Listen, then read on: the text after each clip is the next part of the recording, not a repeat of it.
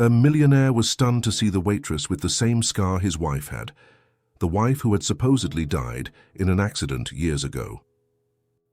Gavin Reynolds, a tall, commanding man with piercing eyes, stood in his office at the top of Reynolds Corporation's skyscraper, gazing out at the bustling city below. Dressed in a sleek black suit, he embodied success on the outside, but his eyes revealed a sadness that even time hadn't erased. Among the papers and high-tech devices scattered across his desk, one item stood out for its simplicity: a silver frame holding a picture of a woman with dark hair and radiant eyes. That woman was Madeline, his late wife. It had been 10 years since the car accident that had taken her life. 10 years in which Gavin had thrown himself into his work, trying to fill the void she had left behind. But no matter how high he climbed, or how many goals he achieved, his life had turned into a monotonous routine without Madeline's warmth. She had been his everything. Even now, whenever he thought of her, a sharp pain pierced his heart. To everyone at the company, Gavin was a strong, disciplined leader, but no one could see the bitterness that had consumed him since the day of her death. That evening, he had a business dinner scheduled at one of the city's most exclusive restaurants. He adjusted his watch, straightened his tie, and with a resigned sigh, left his office. The towering glass and steel structure was his kingdom, a kingdom he had built piece by piece after Madeline's passing. But it was an empty empire. As he reached the lobby, his driver was already waiting to take him to the restaurant. The city buzzed with nightlife, but all Gavin could feel was the weight of his loneliness. Upon arriving, he was greeted with the usual protocol reserved for magnates. Diners turned to look at him, some in admiration, others with envy. Gavin had wealth, power, and fame, but he lacked what he valued most: inner peace. Seated at the table, his younger brother, Vincent Reynolds, awaited him with a smile that felt more calculated than warm.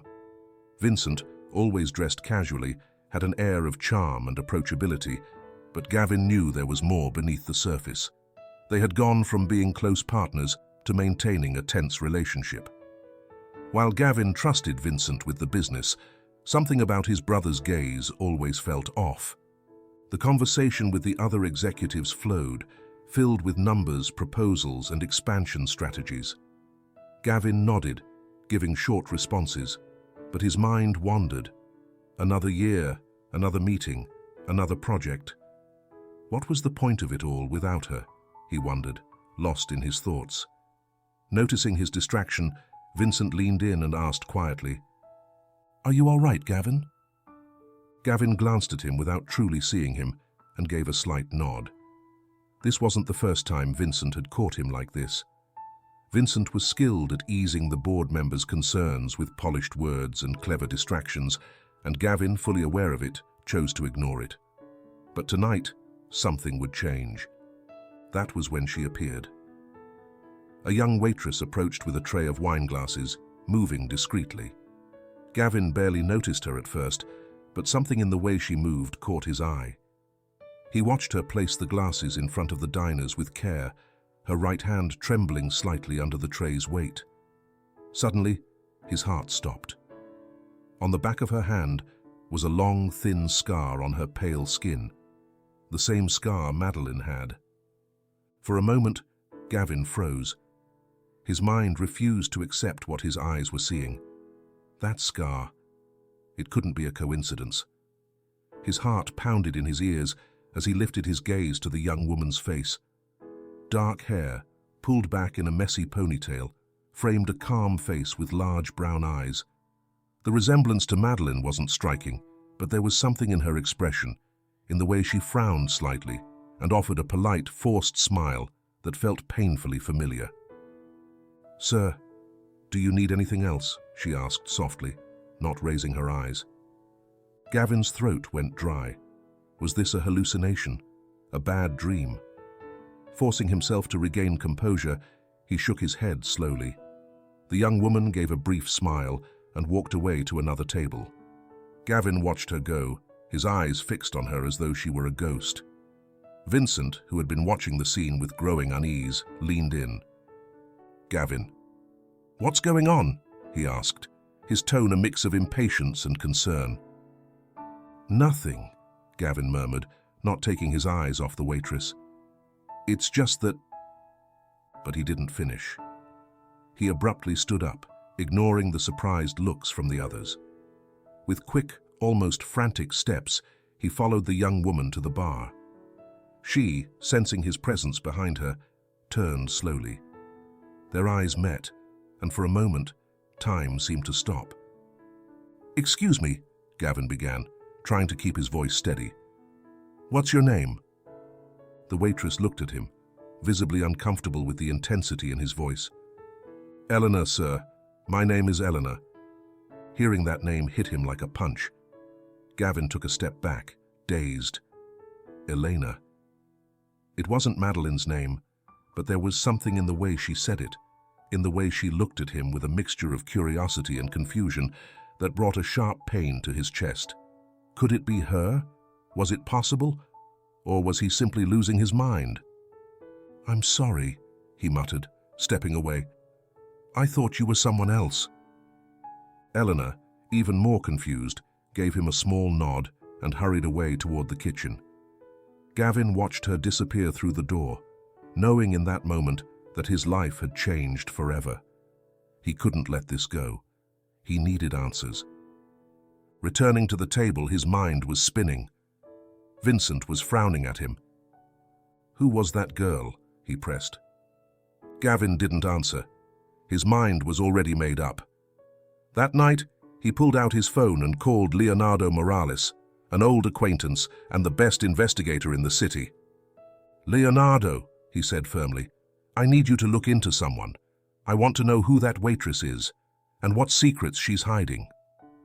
He hung up. As the restaurant buzzed around him, Gavin promised himself he would find out the truth. Unknowingly, he had just set in motion a dangerous game, one that would force him to face not only his past, but a web of lies threatening to destroy him. Later that night, Gavin arrived at his luxurious penthouse, his mind still reeling from what he had seen. He tore off his tie in frustration and collapsed into the living room sofa, surrounded by overwhelming silence. The image of the young waitress, Elena, played over and over in his mind, like an echo he couldn't silence. That scar, her name, could it really be just a coincidence? His eyes drifted, almost unwillingly, to an old photo album on the coffee table. Slowly, as if his movements were weighed down by an invisible force, he picked it up with trembling hands. He hadn't opened it in years. The first few pages showed happy moments from his youth, family gatherings, beach vacations, shared laughter. But it was the next page that drew a heavy sigh from him. There she was, Madeline, radiant in her wedding dress, her hand raised toward the camera, showing the scar they both shared. They had gotten it accidentally during a mountain trip, when they made a promise that, no matter what, they would never part. Gavin ran his fingers over the photo, remembering how Madeline had joked that the scar was their eternal bond. "Is it really you?" he whispered into the air, feeling the pain of the past swirling in his chest. "Are you still alive?" Gavin slammed the album shut. It made no sense to let emotions consume him. He had been at her funeral. He had seen her body. Or had he? Suddenly his memories seemed fuzzy. What if everything he had believed for a decade had been a lie? There was only one way to find out. With determination, he grabbed his phone and dialed Leonardo Morales' number. "Yes," came the investigator's deep, groggy voice. "It's Gavin Reynolds. I need you to find everything you can about a waitress named Elena who works at Levi Restaurant. Spare no resources," he ordered firmly. "I need to know who she really is and where she came from." Leonardo didn't ask questions. His reputation as the best investigator in the city was partly due to his ability to follow orders without hesitation. Gavin hung up and collapsed back onto the couch, staring into the darkness of the room. His mind was as restless as it had been on the first day after Madeline's death. The idea that she could still be alive, that she had been out there all this time, it was impossible. But then why did he feel this uncontrollable surge of hope and fear in his chest?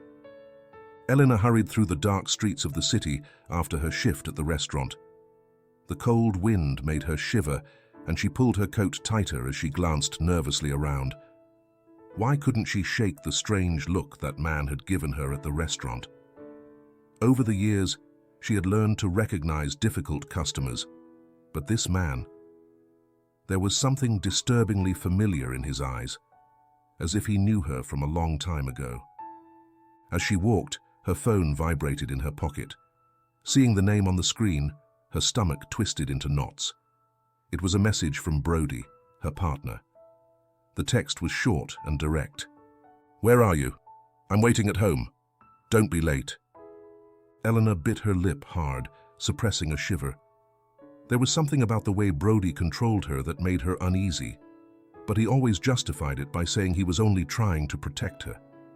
She tried to convince herself that she had no reason to fear him. After all, he had been with her since the accident, the one she couldn't remember. According to him, he had found her injured and without memory in a hospital 5 years ago and had helped her rebuild her life. So why couldn't she trust him completely? She quickened her pace, eager to reach her small apartment and escape the growing unease that clung to her mind like a silent shadow. Still, she couldn't resist glancing back. Was it her imagination, or did she feel a pair of eyes watching her from across the street? The next morning, Leonardo sat in his office, surrounded by reports and documents he had gathered about Elena overnight. He had worked quickly. Gavin wasn't the kind of man who tolerated delays. Lighting a cigarette, he began reading aloud. "Elena Ramirez, 28 years old, waitress at Levy for the past 4 years, he murmured as he flipped through the pages. The initial record seemed normal, but something felt off. This is strange. The files showed that before 5 years ago, there was no birth record, no medical history, no background information at all. Nothing. It was as if her life had suddenly started out of nowhere. Leonardo narrowed his eyes, intrigued. He dug deeper into databases, but what he found only puzzled him further. All of Elena's medical records had been completely erased from every clinic and hospital where she had supposedly been treated. "Who are you, Elena?" he wondered aloud. Determined to get answers, Leonardo decided to visit her apartment. A man as thorough as he couldn't rely on just paperwork. Without wasting time, he drove to the modest building where she lived. When he arrived, the quiet, unassuming nature of the residential area struck him as odd. He observed for a while from his car, noting every movement. Eventually, he saw a man leave the building and drive away. Leonardo waited patiently before approaching and ringing the doorbell. Elena answered the door, looking slightly surprised to see a serious, professional-looking man standing there. "Can I help you?" she asked politely, though there was a spark of suspicion in her eyes. Leonardo gave her a gentle smile, using the practiced ease of a man who knew how to manipulate situations. "Good afternoon, Miss Ramirez. My name is Leonardo Morales. I'm conducting a small survey in the area about customer service, and I'd like to ask you a few questions." Elena furrowed her brow, even more confused, but nodded slowly. Leonardo began with trivial questions to gain her trust, gradually steering the conversation toward her past, toward her life before moving to the city. Elena started to tense up and became evasive. "I'm sorry, but I don't remember much from back then," she replied in a tone that made it clear the conversation was over. Leonardo studied her closely. This wasn't just evasion, it was as if she genuinely didn't know what to say, as though he was talking to someone who hadn't existed before those 5 years. Something was definitely off. That night, Gavin received a call from Leonardo. "Gavin, I found something," Leonardo said, his tone restrained. "The woman you call Elena doesn't exist, or at least not before 5 years ago. There are no medical records, no birth certificate, no employment history. Everything before that point has been wiped. It's as if someone created her life from scratch." Gavin felt a chill run down his spine. He closed his eyes, trying to process the information. "Then," he murmured, his voice hoarse, "could she be—" Leonardo hesitated before answering. "I don't know, but one thing's for sure.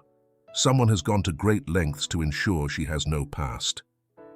Gavin gripped the phone tightly. If Elena had no past, it meant she might have had another, one that he knew. A past where her name wasn't Elena, but Madeline. The game had begun, and Gavin was determined to uncover the truth, no matter the cost.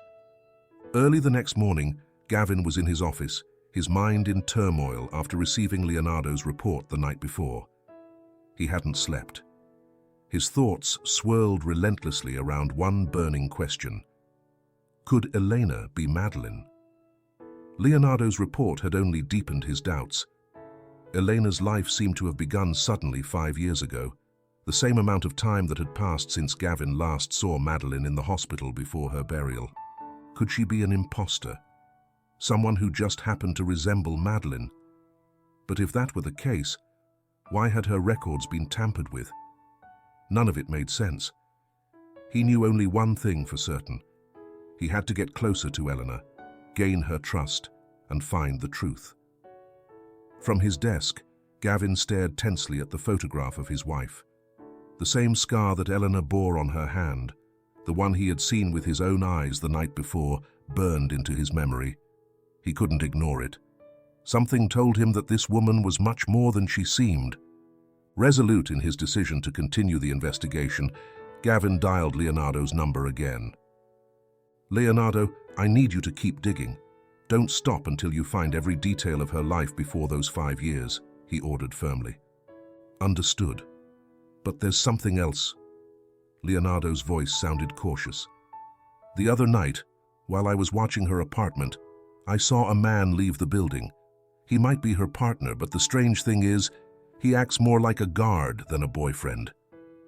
Gavin felt a knot tighten in his stomach. A watcher. Who was watching her, and why? If someone was going to such lengths to hide her past and keep her under control, it meant there was something big they didn't want him to know. "I want to know who that man is. Keep investigating," he replied sharply. Gavin hung up, his heart pounding, and walked over to the window. Outside, the sun shone over the city's skyline, but to him, everything felt dark and oppressive. For years, he had buried his pain, convincing himself that Madeline was gone forever. But if she was still alive, if Elena was truly Madeline, then everything he had believed up until now was a lie, and he had to find out why. That afternoon, Gavin decided to take the next step. He returned to Levi restaurant under the pretense of needing something trivial, just to see Elena again. He entered and chose a table in a quiet corner where he could watch her every move. He observed her for several minutes, memorizing the way she moved, how she spoke to customers, and how she tucked her hair behind her ear whenever she felt nervous. It was something Madeline used to do when she was anxious. His mind was playing tricks on him. Was he projecting his desires and grief onto a stranger? Or was she really Madeline? He needed answers. Finally, as she passed near his table, Gavin lifted his gaze and called out to her. "Excuse me, could you attend to me?" he asked in a soft voice, trying to sound calm. Elena turned toward him, and for a moment she froze. Their eyes met, and Gavin saw something flash in her gaze. Confusion, recognition, or perhaps fear. She took a deep breath and approached with a professional expression. "Of course, sir. Is there anything in particular you'd like to order?" "Yes, a recommendation," he replied with a faint smile. "Something you like." Elena blinked, clearly taken aback by the unusual request, but quickly regained her composure. "Well, the filet mignon is our most requested dish, and the lobster bisque is exceptional," she replied, maintaining her formal tone. Gavin nodded, though his focus wasn't on the food. He was watching every little gesture, every word that came out of her mouth, searching for a sign, a trace of the woman he had loved. But the waitress standing in front of him seemed like a stranger hiding more than she revealed. "I'll take it," he said, setting the menu aside. "I wonder, have you been working here long?" Elena hesitated for a second. The question had clearly caught her off guard. "A few years," she answered cautiously. "It's not the kind of job where you can save much, but I like the atmosphere." Gavin leaned forward slightly. "And what did you do before that?" he asked, trying to keep his tone casual, though inside he felt his heart stop with every passing second. Elena pressed her lips together, and Gavin noticed how her eyes darkened momentarily. "Not much, just small things here and there," she replied, forcing a smile before taking a step back. "Would you like something to drink while you wait?" Gavin let her go without pressing further. He had noticed something. Eleanor was uncomfortable, and it wasn't just because he was watching her so intently. She was hiding something, a past that seemed too painful or dangerous to reveal. That evening, back at the office, Gavin found Vincent waiting in his office, visibly upset. His younger brother, always well-groomed and sporting his usual charming smile, was frowning. "Gavin, can we talk?" Vincent asked, closing the door behind him. "Sure, what is it?" Gavin responded coldly, though he knew exactly what this was about. "You're neglecting business over—" Vincent hesitated, choosing his words carefully. "Over a waitress. The board is concerned, and so am I." Gavin felt a burning sensation in his chest, but forced himself to stay calm. "You have no idea what you're talking about," he replied in a controlled tone. "I'm just investigating something." "Investigating what?" Vincent leaned in, his eyes gleaming with barely contained anger. "That the woman you think you saw is Madeline?" He let out a disbelieving laugh. "Brother, Madeline is dead. You know that. You're starting to sound like a man obsessed with ghosts." "You don't understand," Gavin began, but Vincent cut him off with a sharp wave of his hand. "No, Gavin, you don't understand. You're on the verge of losing everyone's trust. The board wants results, not a president chasing shadows." Gavin stared at him coldly. He knew Vincent was trying to manipulate him. He knew his brother always had a hidden agenda, but what he didn't know was just how far Vincent would go to stop him. "If she is Madeline," Gavin murmured, more to himself than to Vincent, "if it's really her, then everything will change." Vincent's frown deepened, his expression growing dark. "Be careful, Gavin," he warned in an icy tone. "You could lose more than you think in this search." With that, Vincent left the office, leaving Gavin alone in the dim light. But Gavin had already made his decision. No matter what it cost, he would find the truth. That night, Gavin stayed in his office long after everyone else had gone home. He leaned against the window, staring at the city sprawling beneath him. He could feel it. He was on the verge of uncovering something huge, something that could either destroy him or redeem him. And there was no turning back now. He picked up his phone and dialed Leonardo's number once more. "I want you to follow her day and night. Don't miss a single detail of her life," he ordered firmly. "And if anyone approaches her, I want to know." He hung up and looked out at the city again. The obsession was growing inside him like a wildfire. If he was wrong, he could lose his reputation, his company, maybe even his sanity. But if he was right, if Elena was truly Madeline, then everything would have been worth it. In the silence of that night, Gavin promised himself that he wouldn't rest until he uncovered the truth, no matter what he had to sacrifice. The investigator, Leonardo Morales, hadn't wasted any time. Over the past few days, he had closely followed Elena, documenting every move she made, every place she visited, and every person she interacted with. Since Gavin had assigned him the task of keeping tabs on her, Leonardo had worked tirelessly, tracking her past and observing her carefully. However, everything seemed to lead him to dead ends.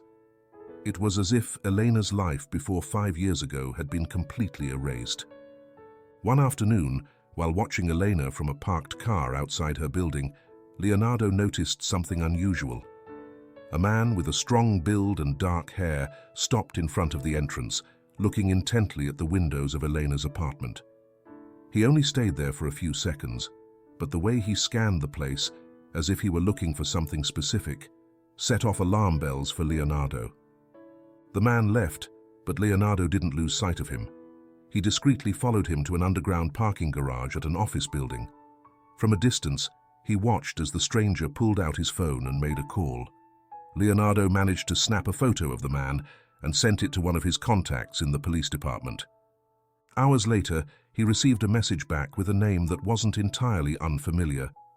Harvey Sinclair, a businessman with a history of suspicious activities, known for his shady deals and connections to criminal organizations. Leonardo's brow furrowed. What could a man like Sinclair have to do with a simple waitress? A chill ran down his spine as he considered the implications. Harvey Sinclair wasn't the kind of man to get involved with someone unless there was money or power involved. If he was keeping an eye on Elena, then she wasn't who she claimed to be. There was something much darker in her past, something someone had gone to great lengths to bury. That night, Leonardo delivered the report to Gavin at his penthouse. Gavin flipped through the dossier with trembling hands, unable to believe what he was seeing. "Harvey Sinclair," he muttered, reading the name over and over. Leonardo nodded seriously. "The man has been watching her. I've also confirmed that he's responsible for erasing most of Elena's records."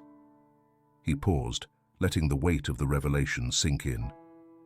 This means she could be connected to him for a long time, or that he's keeping her under control for some reason. Gavin felt the ground crumble beneath him. Sinclair was notorious for his ruthless methods and dangerous alliances. If he had any involvement with Elena, the situation was far worse than Gavin had imagined. "I want to know everything about the connection between Elena and Sinclair," Gavin said in a hoarse voice. "Leave nothing unexplored." Leonardo hesitated for a moment before speaking again. "Gavin, there's more. I reviewed the security footage from the restaurant and nearby areas. Sinclair has been sending men to follow her for the last few weeks. It's not just surveillance. It seems more like they're making sure she stays within a certain circle." Leonardo looked Gavin directly in the eye. "It's possible she's not just a victim. She might be working with them." Gavin felt a surge of rage mixed with disbelief. Working with them? He couldn't believe it, not after what he had seen in her. But something in Leonardo's words stuck in his mind, like a thorn that refused to be dislodged. How much did he really know about the woman he was chasing? And more importantly, how much did Vincent know about all this? The next day, Gavin couldn't hold back any longer. Determined to get answers, he stormed into his brother's office without warning. Vincent looked up from his desk, surprised by Gavin's abrupt entrance, but quickly regained his composure. He stood up, flashing a cautious smile. "Brother, to what do I owe this visit? I thought you were busy with your new obsessions." Gavin shut the door behind him and advanced toward Vincent, his expression dark. "Stop pretending, Vincent. I know you know something about her," he spat, his eyes locking onto his brother's. "The woman at the restaurant, Elena, who is she really?" For a second, Vincent's smile faltered, but he quickly recovered, raising his hands in a gesture of innocence. "Elena, I have no idea what you're talking about. She's just a waitress. You're the one blowing things out of proportion." Gavin stepped closer, his stature towering over Vincent's. "Don't play games with me," he growled. "Why is Sinclair watching her? What connection does she have with him?" Vincent's face hardened. His eyes, usually warm and friendly, turned cold and dangerous. "I don't know who's been filling your head with these ideas, but you should stop digging," he said, his voice dropping to a threatening whisper. "You're digging a hole you might not get out of. Sinclair isn't someone you want to mess with. I'm telling you this for your own good." Gavin felt the anger boiling just beneath the surface. Vincent knew something. He was sure of it. But why was he going to such lengths to hide it? "If you think I'm going to stop now, you're dead wrong," Gavin said firmly. I'm going to get to the bottom of this, no matter what it takes." Vincent looked at him with something resembling pity. "This will destroy you, Gavin.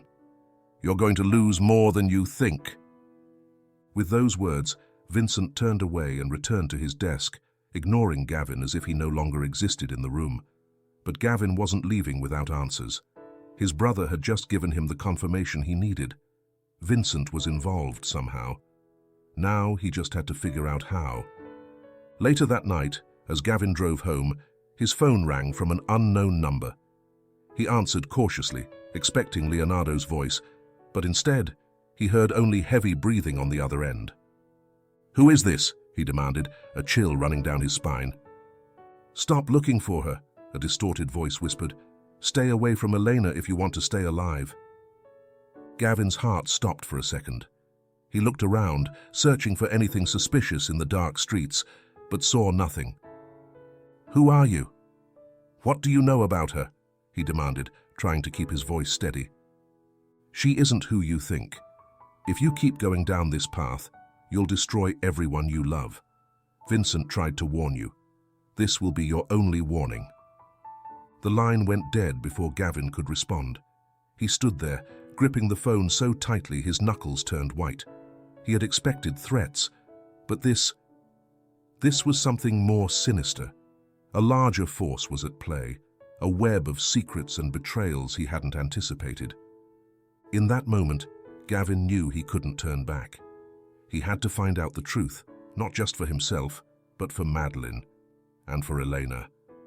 Whoever she was and whatever they were hiding, he wouldn't let Sinclair or his own brother decide his fate.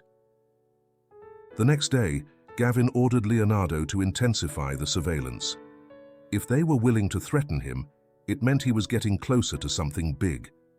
The danger didn't matter. The depth of the conspiracy didn't matter. One thought kept him moving forward. If she truly was Madeline, then he had to save her. And if she wasn't, then he would uncover who had put her in his life and why. Thus began the true game of power, where every move Gavin made could cost him his life. Elena awoke with a start, drenched in sweat.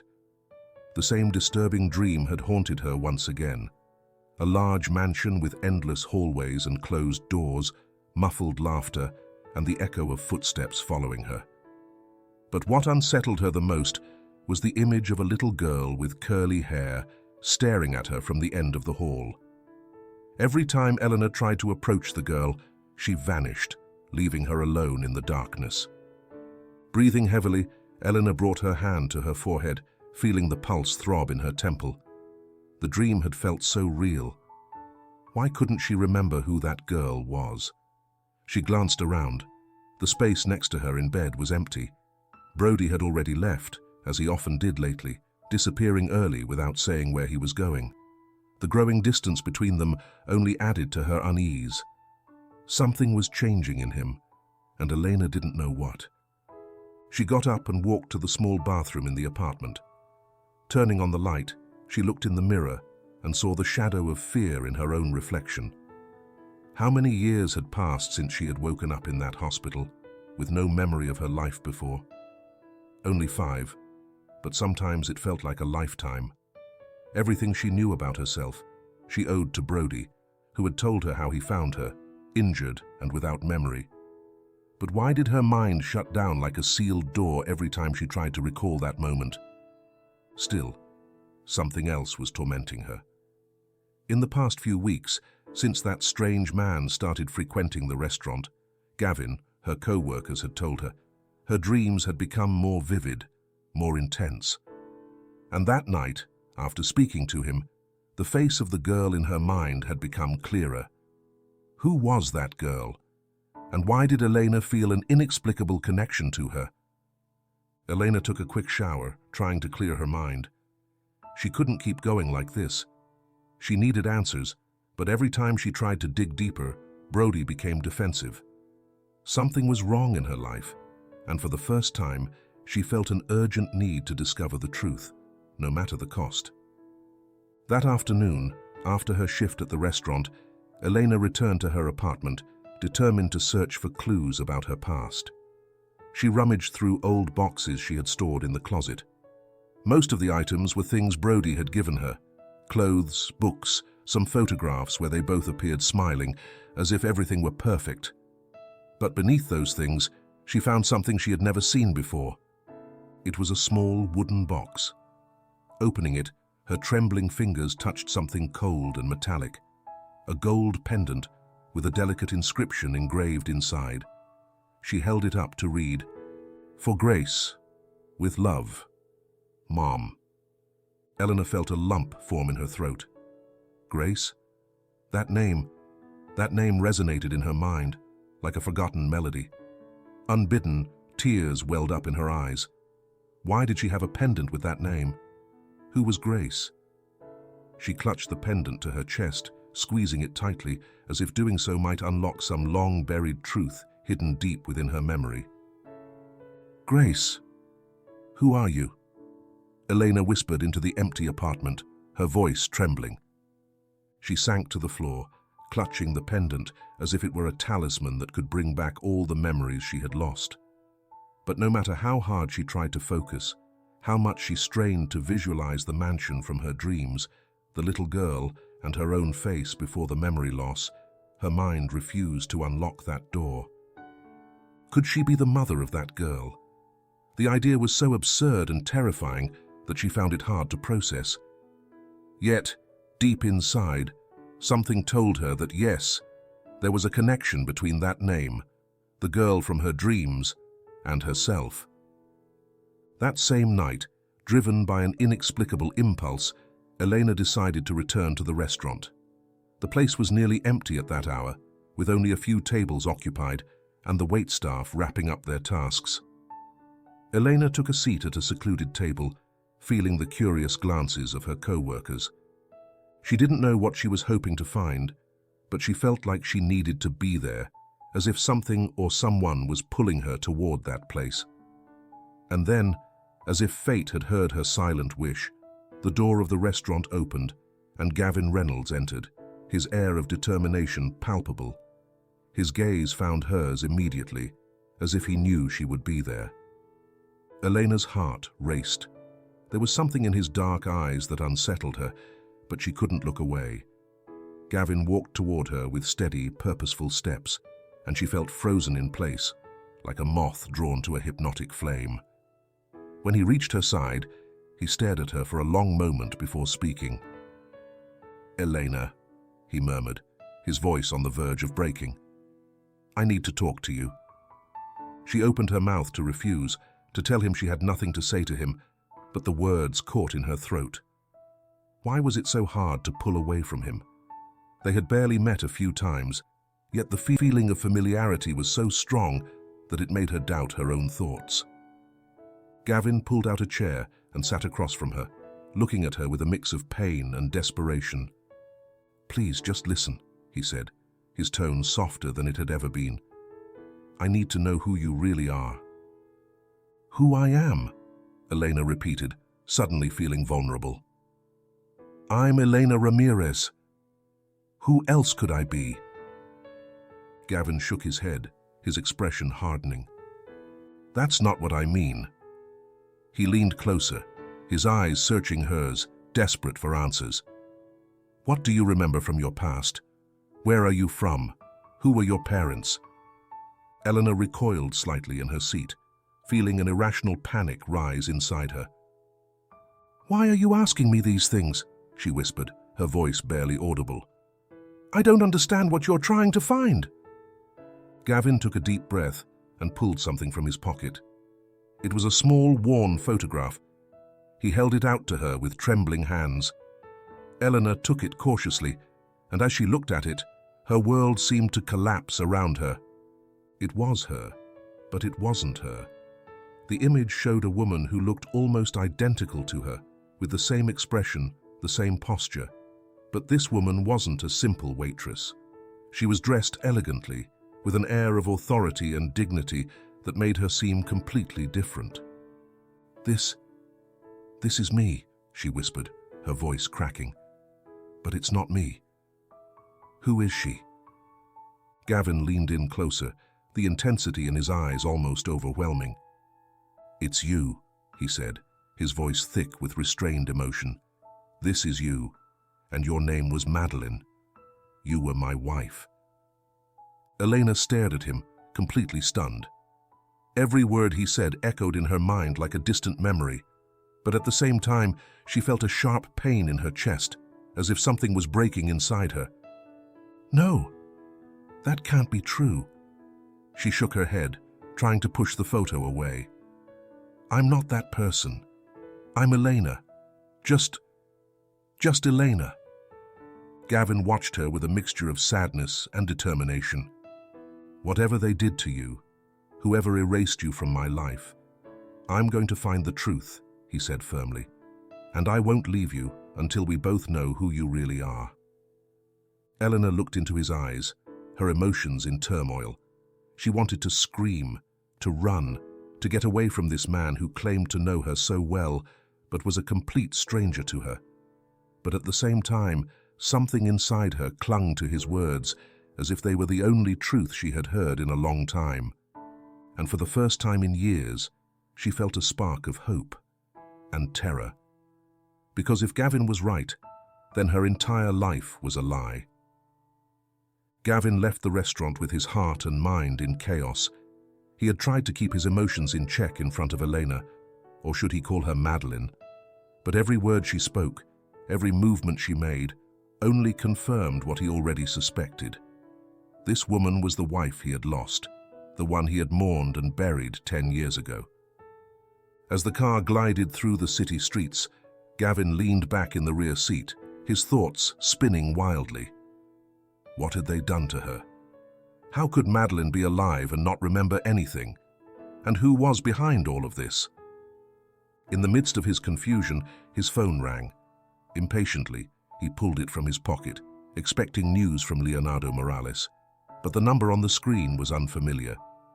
Gavin hesitated for a second before answering. "Who is this?"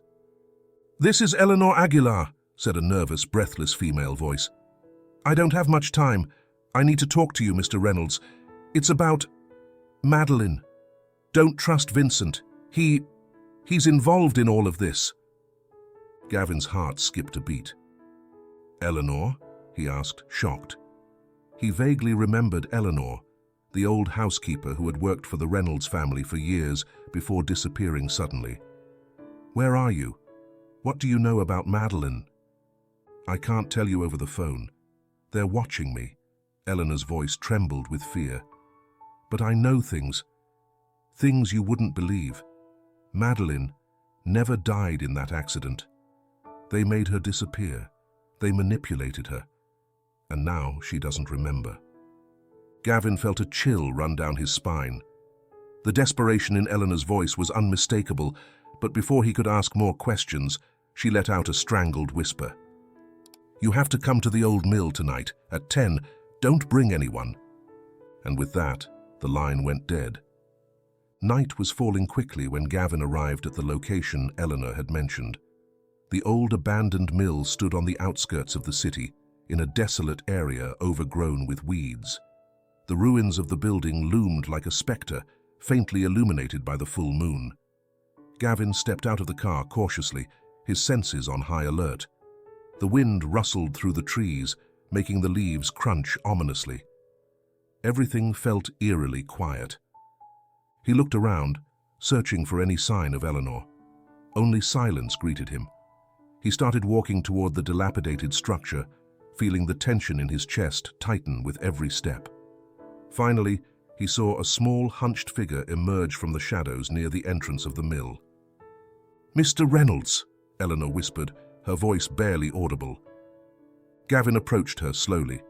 She looked older and frailer than he remembered, her face etched with deep wrinkles, her hair completely white. Her expression was a mix of fear and desperation. "Eleanor, what's going on?" Gavin asked in a low voice, trying to keep his composure. "Tell me what you know." The woman glanced around nervously, as if expecting someone else to step out from the shadows. "It's not safe here," she said, clutching his arm with trembling fingers. "But you need to know the truth. Madeline never died in that accident." Eleanor took a shaky breath before continuing. She found out something terrible about Vincent and Harvey Sinclair. They were doing illegal things with the company, diverting funds and selling information to their competitors.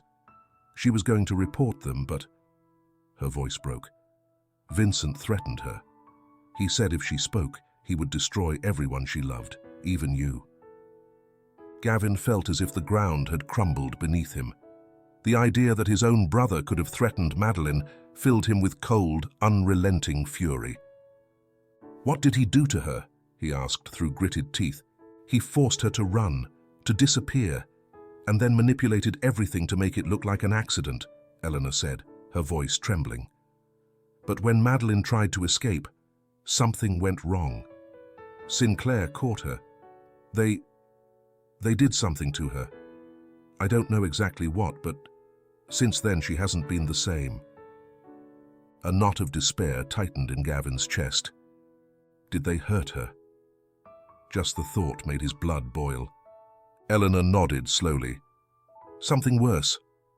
I think... She struggled to find the right words. I think they brainwashed her, made her forget everything, even you. They created a new identity for her. Elena Ramirez. Gavin took a step back, unable to process what he'd just heard. If this was true, if Madeline had truly been turned into someone else, it explained why she didn't remember him, why she reacted with confusion every time he tried to talk to her. Who's behind all this? He asked, his voice hoarse. Eleanor looked at him, terror in her eyes. Vincent and Sinclair. They have plans for you too. If you keep digging, they won't let you go. Gavin took a deep breath, trying to contain the rage that threatened to spill over. I don't care what they try to do to me. I'm bringing Madeline back, Eleanor. Whatever they did to her, I'll make them pay. There's something else, Eleanor quickly added, glancing toward the shadows as if fearing someone was listening. Madeline had a reason for agreeing to disappear. Her eyes met Gavin's, and what she said next took his breath away. There was a child. Eleanor's voice was barely a whisper. Your daughter, Gavin. Grace. She agreed to run to protect her. Gavin felt like his world was shattering. My daughter?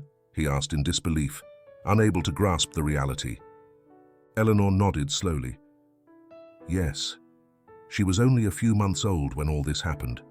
Vincent has been hiding her all these years. If you want to save Madeline, you have to find Grace first. Gavin's knees felt weak. This was too much. A daughter? He had a daughter all this time, and he didn't know? The thought filled him with indescribable pain and rage. Where is she? He asked, his voice breaking. Eleanor shook her head desperately. I don't know. Vincent keeps her well hidden. But I can give you a clue. Madeline had a pendant with the child's name engraved on it. She leaned in toward Gavin, her voice urgent. Find that pendant. If she sees it, it might help her remember. Gavin nodded, feeling the puzzle pieces slowly falling into place. He had to find Grace. He had to bring Madeline back. And he had to destroy Vincent. Thank you, Eleanor, he said quietly. You've given me more than I ever imagined. Eleanor nodded, her eyes brimming with tears. Be careful, Gavin. They won't stop until they've destroyed you. And with those words, she disappeared into the darkness, leaving Gavin alone with a terrifying truth and a purpose clearer than ever. If Vincent and Sinclair wanted a fight, he would give them one. But this time, he wouldn't be alone. As Gavin got back into his car, he started the engine, his hands trembling slightly on the steering wheel. Staring out at the dark road, he made a decision. He wouldn't stop. He was going to face Vincent and Sinclair, and he wouldn't rest until he had Madeline and the daughter they had stolen from him. It was time to fight this war. Elena paced back and forth in her small apartment, the golden pendant still clutched in her hands. The name Grace echoed in her mind, wrapping her in a fog of uncertainty and confusion. The pieces of the puzzle were starting to come together, but every time she tried to make sense of it, the image became blurrier. Who was Grace? Why did she have a pendant with that name? And most disturbingly, why did the little girl's face in her dreams seem so familiar? The apartment door suddenly opened, and Brody walked in with a serious expression. Elena looked at him, feeling a wave of nervousness. Since finding the pendant and talking to Gavin at the restaurant, her doubts had only grown. She knew she had to confront Brody, to find out what he knew about her past, but she feared his reaction. "Brody, we need to talk," she said, trying to keep her voice calm. He set his briefcase on the floor and turned toward her, a cautious look on his face. "About what, Elena?" he asked, his tone already showing a hint of discomfort. Eleanor took a deep breath and held the pendant up to him. "Why didn't you ever tell me I had this?" she demanded. "I found it hidden in one of the boxes. What does it mean? Who is Grace?" Brody's face tensed immediately, and for a moment he seemed to hesitate before responding. His eyes narrowed as if he was trying to gauge how much she really knew. "Elena, it's not important," he replied coldly. "It's just an old trinket. It doesn't mean anything. You're worrying about nonsense." Eleanor felt frustration and anger boiling up inside her. She couldn't accept vague or evasive answers anymore. She couldn't live in constant fear that her life was a lie. "That's not true," she exclaimed, stepping closer to him. "Ever since you came into my life, there have been gaps I can't fill. I don't remember anything from before 5 years ago, and every time I ask, you give me excuses or change the subject. Tell me the truth, Brody." Brody sighed, crossing his arms, his expression shifting to a mix of resignation and anger. He walked toward her with calculated steps, his eyes locked on hers. "The truth is that you're letting those people influence you." His tone grew colder. "That man, Gavin Reynolds, has put ideas in your head. You're starting to doubt everything because of him." Eleanor looked at him, stunned. "Gavin? What did he have to do with all of this?" "What does Gavin have to do with this?" she asked, taking a step back. Brody looked at her with a bitter smile, tilting his head. "More than you think." He paused, lowering his voice. "I've been watching him, Elena. He's obsessed with you because he believes you're someone else. His wife, a woman who died years ago. And now you're starting to believe his madness." A chill ran down Elena's spine. Brody's words hit her hard, but at the same time, something inside her started to make sense. Was that what Gavin thought? That she was his lost wife? But then, why did she feel that there was more truth in what Gavin said than in everything Brody had told her over the past 5 years? He says his wife never died," she murmured, more to herself than to Brody. "He says my life is a lie." Brody let out a bitter laugh. "And you believe him?" he replied with sarcasm. "He's a desperate man who can't tell the difference between reality and fantasy. He wants to believe his wife is still alive because he can't accept her death. Now he's using you to fill that void." Elena felt her world start to crumble. Nothing made sense, yet somehow everything seemed to fit. Her confusion deepened, but she could no longer ignore the signs. "Why are you telling me this now?" she asked, her voice trembling. "If what you say is true, why didn't you tell me before?" Brody pressed his lips together, clearly frustrated by her persistence. "Because I was trying to protect you, Elena. I didn't want you getting caught up in that man's problems." But something in Brody's tone made her doubt. The coldness in his eyes, the way he avoided looking at her. Elena could no longer trust him. She sensed something darker was hidden behind his story. "No, Brody," she said firmly, regaining control. "You're not protecting me. You're hiding something from me, and I'm going to find out what it is." Brody took a step toward her, but this time his expression shifted, revealing a hardness she had never seen before. "Listen to me carefully, Elena. If you keep going down this path, you'll lose everything. You won't be able to trust anyone, not even yourself. You don't have a past, and you'd better get used to that." Elena stepped back, horrified. Who was this man standing in front of her? She no longer recognized the person she had spent the last 5 years with. "Who are you, really?" she asked, her voice trembling. Brody stared at her, and for a brief moment he seemed to struggle between telling the truth or continuing the lie. "I was hired to take care of you," he finally said, his tone cold and emotionless. "Sinclair put me in charge of you. You were supposed to forget your past. Forever." Eleanor felt the ground disappear beneath her feet. Sinclair. She had heard that name before. Gavin had mentioned him. Was he the one who had been controlling her life all this time? "You were watching me," she whispered, completely shattered. "Manipulating me." Brody didn't deny it. "You were broken when I found you. You didn't remember anything, and it was better that way. But now you're starting to question everything." His tone turned threatening. "And that's dangerous for you, and for me." Eleanor took another step back, her heart pounding in her chest. She couldn't take it anymore. She had to get away from here, far from Brody, far from all the lies surrounding her. "I can't stay here," she muttered, turning toward the door. "Elena, you can't run from this." Brody's voice turned cold and urgent. "If you leave now, there's no going back. Sinclair will find you. You won't survive on your own."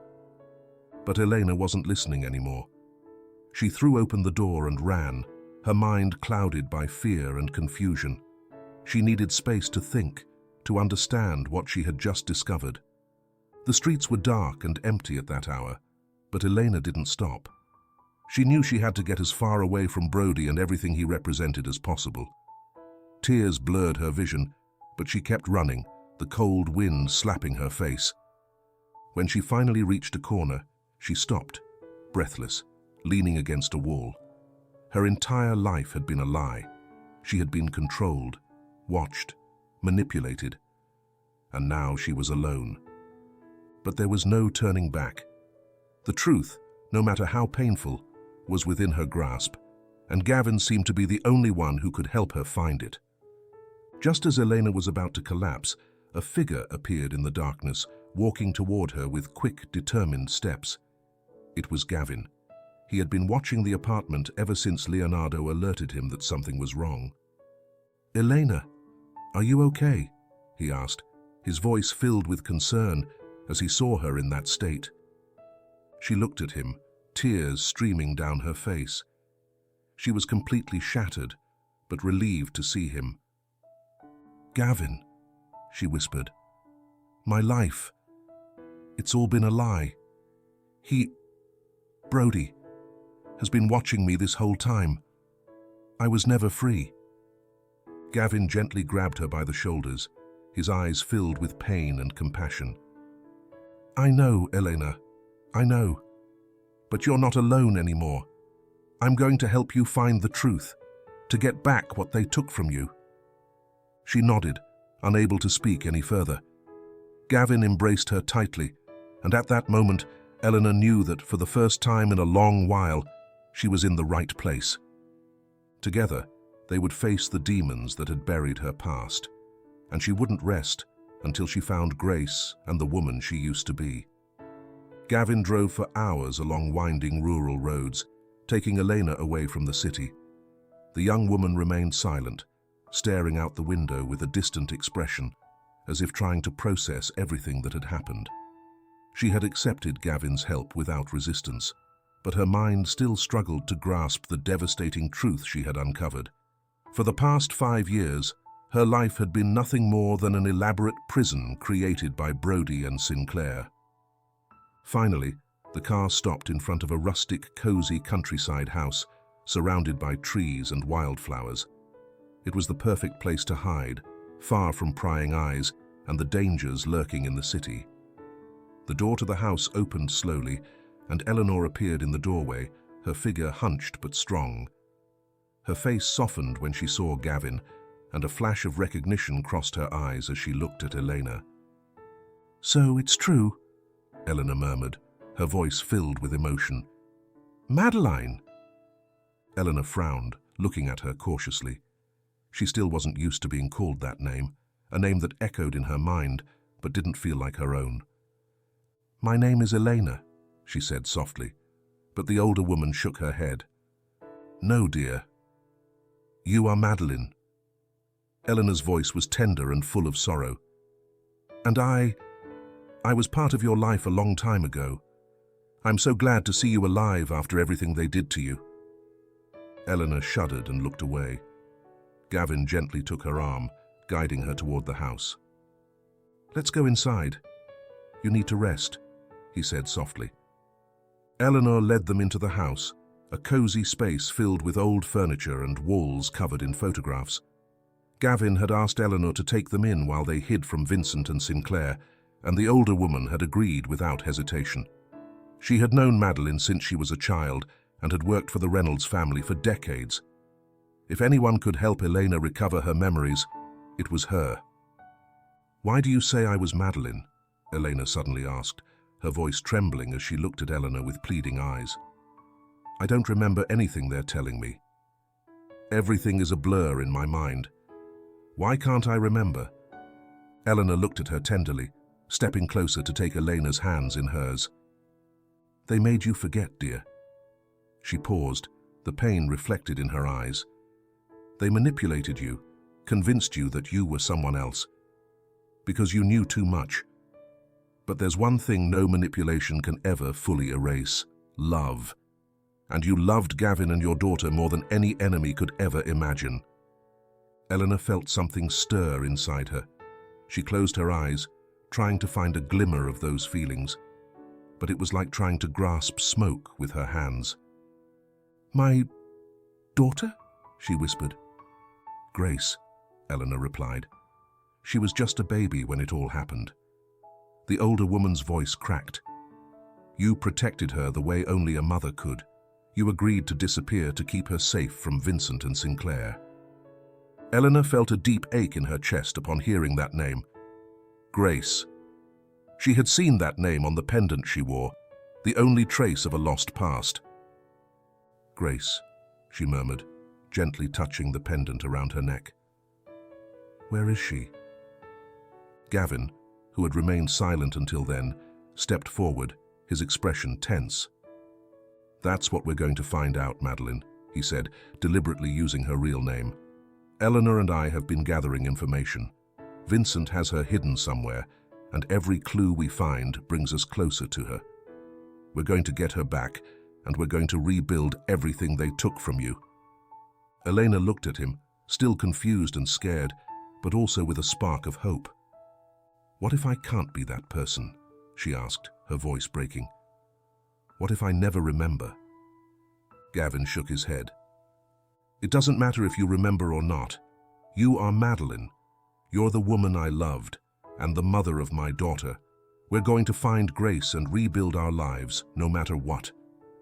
As Elena rested in one of the rooms, Gavin made his way to the small living room where Eleanor was waiting. The elderly woman watched him with a knowing gaze, as if she could see through the strong front he was trying to maintain. How long can we hide here? Gavin asked quietly. Eleanor sighed. Not long, I'm afraid.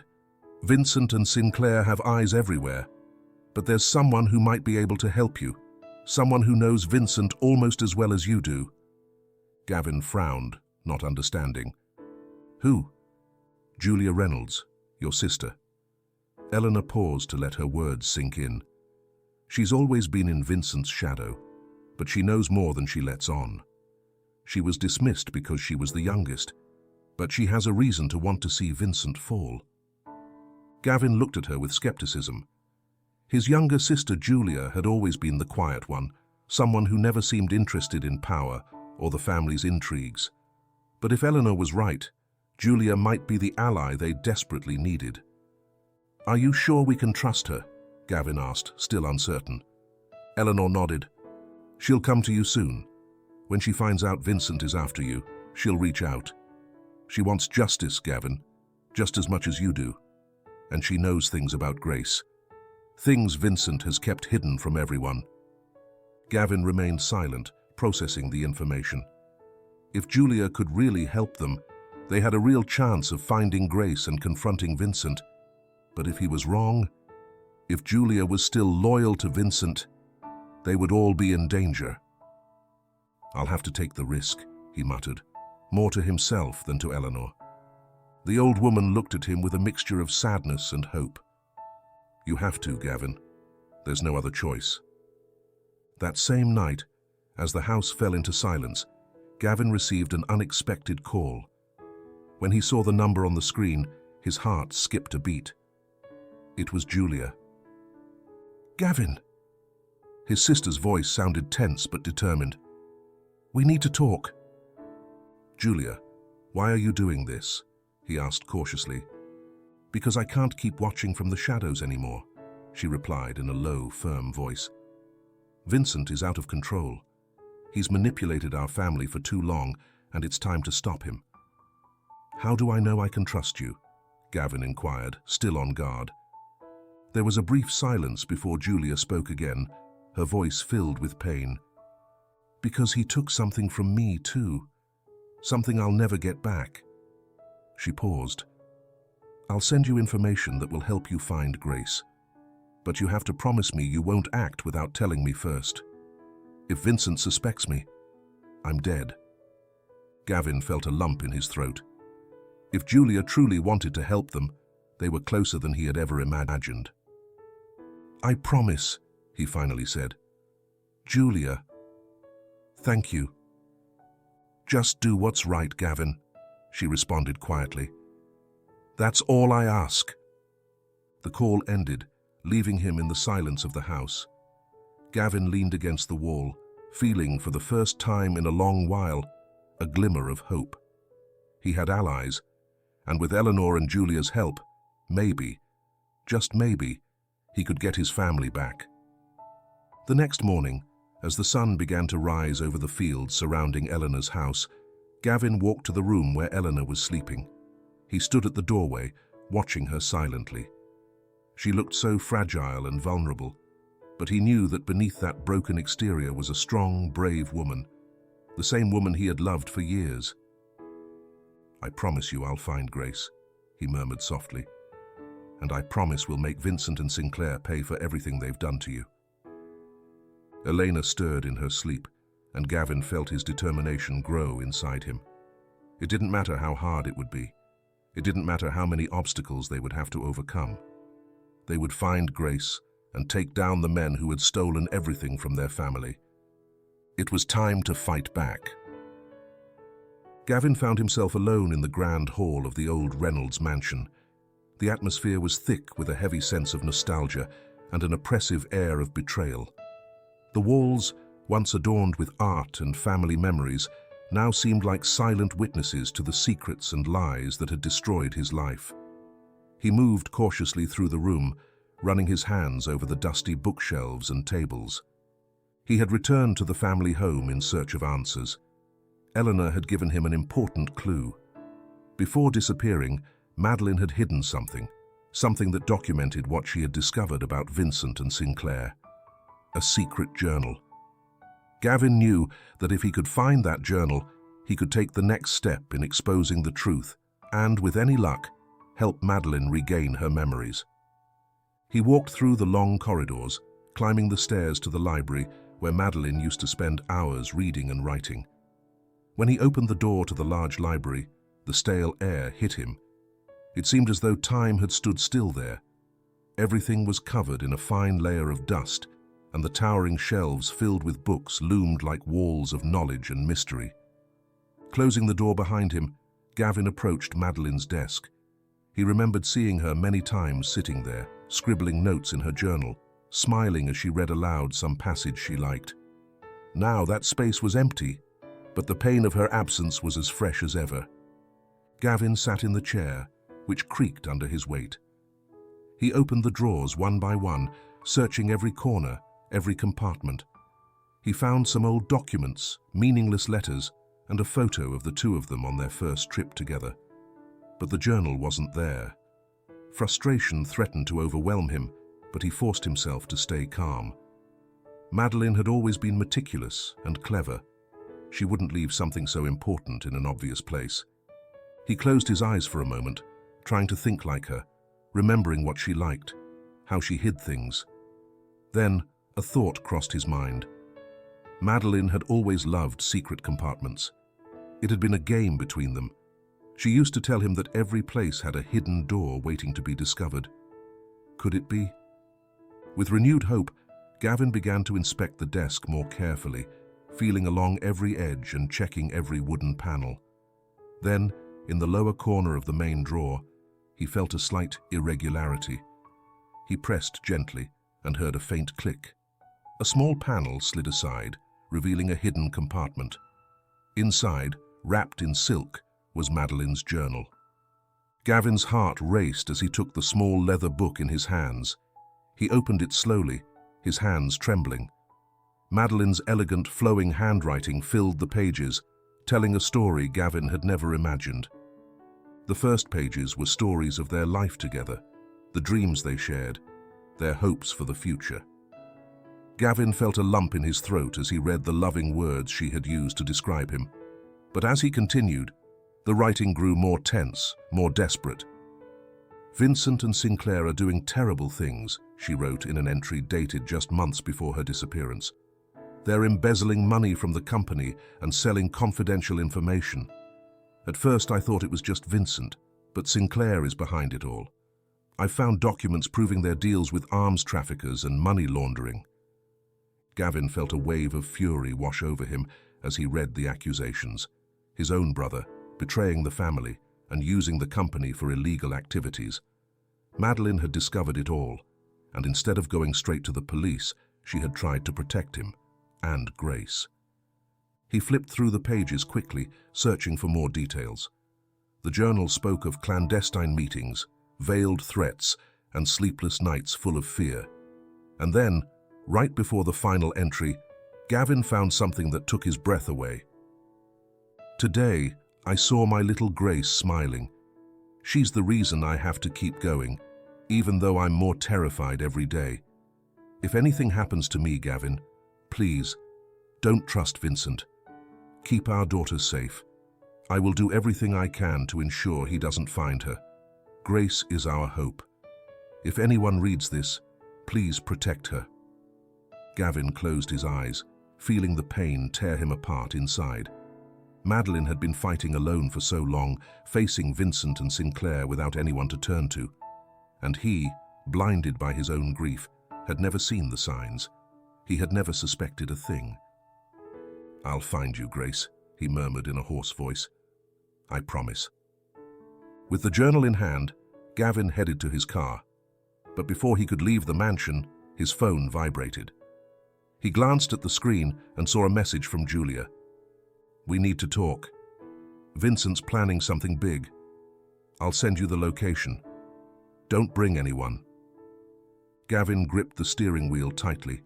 He knew trusting Julia was a risk, but he had no other choice. If Vincent was moving, then they were running out of time. Half an hour later, he arrived at a small cafe on a quiet street, where Julia was waiting at a secluded table hidden in the shadows.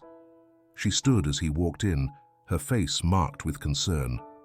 It was the first time they had seen each other since he began his search. "Gavin," she whispered nervously, "we need to hurry. Vincent has found out that you're investigating. They're tracking all your movements. He'll find you soon if you keep this up." Gavin sat down across from her, keeping his voice low. "I know, but I can't stop now." He pulled out Madeline's journal and showed it to her. "I found this. She wrote it before she disappeared. It talks about Vincent and Sinclair, and about Grace." Julia's eyes widened as she looked at the journal. For a moment she seemed shocked, but then her expression hardened. "I always knew Vincent was hiding something," she murmured, "but I never thought he'd go this far." "Do you know where Grace is?" Gavin asked, leaning closer. "You have to help me find her." Julia looked down, biting her lip in frustration. "I don't know where he's keeping her," she admitted, "but there's something that might help us." She met his eyes, her expression filled with determination. Vincent keeps all his important information in one place, his private office at the company's headquarters. If there's anything about Grace, it'll be there. Gavin nodded slowly. Then we're going in. Julia opened her mouth to protest, but saw the resolve on her brother's face and knew she couldn't stop him. If they wanted to take down Vincent, they had to take the risk. There was no turning back. All right, she whispered, but we'll have to be quick and careful. If Vincent catches us... He won't, Gavin interrupted. This time, we'll be one step ahead. That night, back at Eleanor's house, Gavin sat with Elena, showing her the journal. She took it with trembling hands, flipping through the pages slowly. Though she didn't remember writing those words, she felt an immediate connection, as if something deep inside her recognized the truth. I was that woman. I loved that child. But I can't remember, she murmured, tears filling her eyes. Gavin gently embraced her, holding her as she broke down. It doesn't matter if you don't remember, Madeline, he whispered. What matters is that we're here now, and we're going to get her back. Together. Elena looked up, finding comfort in his eyes. Yes, together. And so, they sealed their vow. They would find Grace, facing everything and everyone standing in their way. Because this time, they wouldn't let fear or the past destroy them. It was time to act. Gavin and Julia moved cautiously through the quiet corridors of the Reynolds Corporation's towering headquarters, situated in the heart of the city. The building, normally bustling and full of life during the day, was now empty and shrouded in darkness. It was midnight, the perfect time to avoid being seen and carry out the most dangerous mission of their lives, infiltrating Vincent's private office to find the location of Grace. Julia led the way. Though her younger brother had always underestimated her, dismissing her abilities and intelligence, Julia had spent years silently observing and gathering information. She knew that Vincent didn't pay attention to her because he thought she was insignificant, and that had worked to her advantage. Now, with Gavin's help, she finally had the chance to strike a blow against Vincent that he would never see coming. "You're sure there are no cameras in this area, right?" Gavin whispered, as they approached the reinforced door to Vincent's office on the top floor. "Trust me, I disabled the security system 20 minutes ago," Julia replied confidently, quickly typing a code into the door's digital panel. The lock clicked softly, and the door swung open, revealing Vincent's luxurious office. Gavin felt a wave of disgust as he stepped inside. Everything in the room was meticulously arranged, from the expensive mahogany furniture to the shelves filled with leather-bound books and fake diplomas hanging on the walls. It was the sanctuary of a man who had betrayed his own family, and every object in the room was a testament to his arrogance. "Hurry, we don't have much time," Julia warned, moving to the desk and beginning to search the drawers. "Vincent keeps his most important documents in a hidden safe behind the bookshelf, but he uses security codes that change every week." Gavin frowned. "Do you know the code?" "I think so," she whispered with a hint of nerves, "but we need something else. Vincent has a device that automatically destroys the files if we enter the wrong code. We need to find his control device first." Gavin nodded and began searching the shelves and hidden compartments quickly. Then he noticed something unusual, a small remote control tucked behind a framed photo of Vincent at a business meeting. He carefully pulled it out and showed it to Julia, who smiled with relief. "That's it." She breathed deeply and turned to the bookshelf. "All right, here we go." She moved some books aside, and a metal panel slid open, revealing a digital safe. Gavin's heart raced as he stared at it. If Madeline's journal was right, inside that safe, they could find the location of Grace. Julia entered the code with trembling hands. Grace's birthday, a date Vincent would never think she remembered. "Got it," she whispered, as the safe opened with a soft whir. Gavin watched as his sister pulled out a thick folder filled with documents. They hurriedly opened it, flipping through the pages, There were financial records, fake contracts, and finally, a sealed envelope marked Project Grace.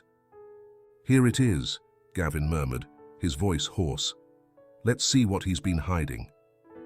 He carefully tore the seal and pulled out a single document, a detailed report on an elite boarding school just outside the city. Grace's name wasn't mentioned explicitly, but there was a code they both recognized instantly, the unique identifier Vincent had used to refer to his niece in all the company's documents. "Vincent has her at this boarding school," Julia whispered, reading closely. "It's called San Brody Academy. She's registered under a false name and—" She trailed off, her face paling. "Oh my God. Vincent's been paying the administrators to keep her isolated.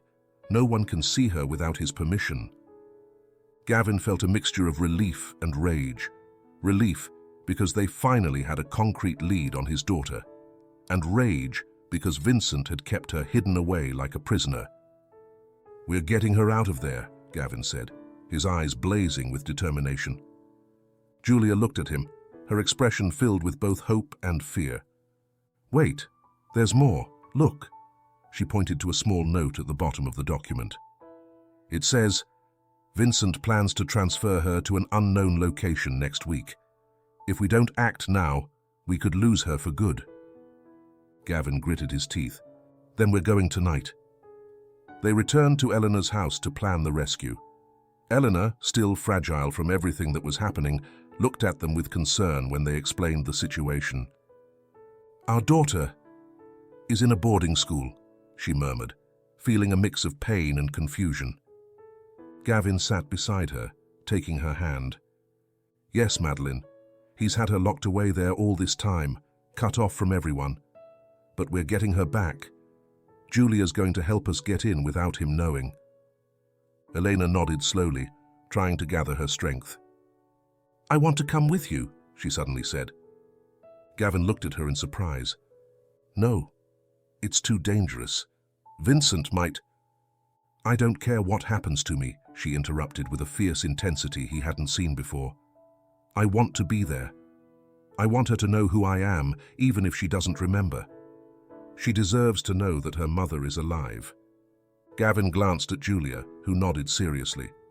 "All right, we'll go together, but we need to move quickly." At midnight, they made their way to San Brody Academy, a vast complex surrounded by high walls and guarded by security. Julia had hacked into the camera system, giving them a small window of time to move undetected.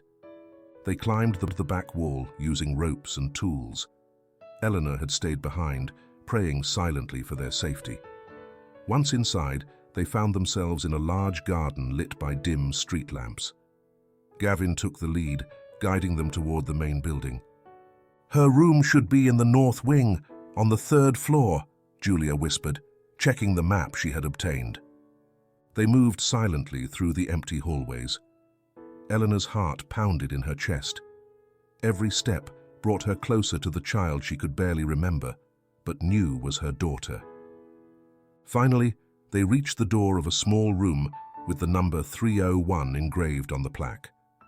Gavin signaled Julia to keep watch, while he and Elena carefully opened the door. Inside, they found a small bed, a desk with a few children's books, and a worn-out stuffed toy on the pillow. And there, sleeping peacefully with her curly hair spread across the pillow, was Grace. Eleanor felt the world stop. She approached with hesitant steps, barely holding back her tears. Seeing her daughter's face, a flood of emotions overwhelmed her: love, sorrow, anger, and relief. She knelt beside the bed, gently brushing Grace's hair. "Hi, sweetheart," she whispered, her voice breaking. It's Mommy." Grace slowly opened her eyes, blinking in confusion. She looked at Elena with a mixture of bewilderment and curiosity. "Mommy?" she whispered, her small voice trembling. Eleanor nodded, tears streaming down her face. "Yes, my love. It's Mommy. I've come to take you home." The little girl stared at her for what felt like an eternity. Then, as if something inside her recognized the truth, she threw herself into Elena's arms, sobbing quietly. "Mommy, I've been waiting for you." Gavin watched the scene, feeling the weight of years of pain and searching finally begin to lift. They had found their daughter, but now they had to escape before Vincent discovered that his captive had been freed. With Grace nestled in her arms, Eleanor stood carefully. Gavin motioned to Julia, and they quickly left the room, moving through the hallways in silence. The school was still, but they knew time was running out. As they reached the back door, the sound of an alarm echoed through the building. "They found us!" Julia shouted. "Run!" Gavin took Grace from Elena's arms, and they sprinted toward the back wall. Julia stayed behind, shutting the doors to buy them more time. With strength he didn't know he had, Gavin lifted Grace over the wall, helping her climb to the other side. Elena followed, panting from the effort. Just as they reached the other side, Julia appeared, running with the guards close behind. "Go, go!" Gavin yelled, helping his sister climb over the wall as the guards reached them. They leaped to the other side and dashed toward the waiting car. They quickly piled in, and Gavin slammed on the gas, speeding away as the school lights flashed in the distance. They had rescued Grace, but they knew Vincent wouldn't sit idly by. The real fight was just beginning. Gavin and Elena drove as fast as they could toward Eleanor's safe house, with Grace sleeping in the back seat. The little girl had fallen asleep after the exhausting rescue, her head resting in Elena's lap as she gently stroked her hair. Gavin kept his eyes on the road, but his mind was racing. They had managed to get Grace out of the academy, but he knew Vincent wouldn't take long to respond. "Do you think we'll be safe at Eleanor's?" Eleanor asked softly, breaking the tense silence in the car. Gavin clenched his jaw, not daring to look at her. "Only for a while," he admitted. "But we can't stay long. Vincent will know where to look. It's his next move that worries me." Elena nodded, her gaze drifting to Grace's peaceful face. She gently touched the pendant around her neck, feeling a mix of relief and fear. She finally had her daughter in her arms, but the threat of Vincent loomed over them like a dark cloud. When they arrived at Eleanor's house, the elderly woman greeted them with a mixture of relief and concern. Julia, who had followed in a second car, joined them, her face tense, fully aware that the danger was far from over. "How's the little one?" Eleanor asked, gently taking Grace's small hands in hers. "She's fine," Eleanor replied, her voice trembling. "But Vincent—" "I know, dear. He'll come after you both," Eleanor murmured, her voice heavy with worry. "We need a plan before it's too late." As they settled into the small living room, Gavin's phone buzzed. He pulled it out and saw a message from an unknown number. "I knew you'd come for her. But this isn't over, brother.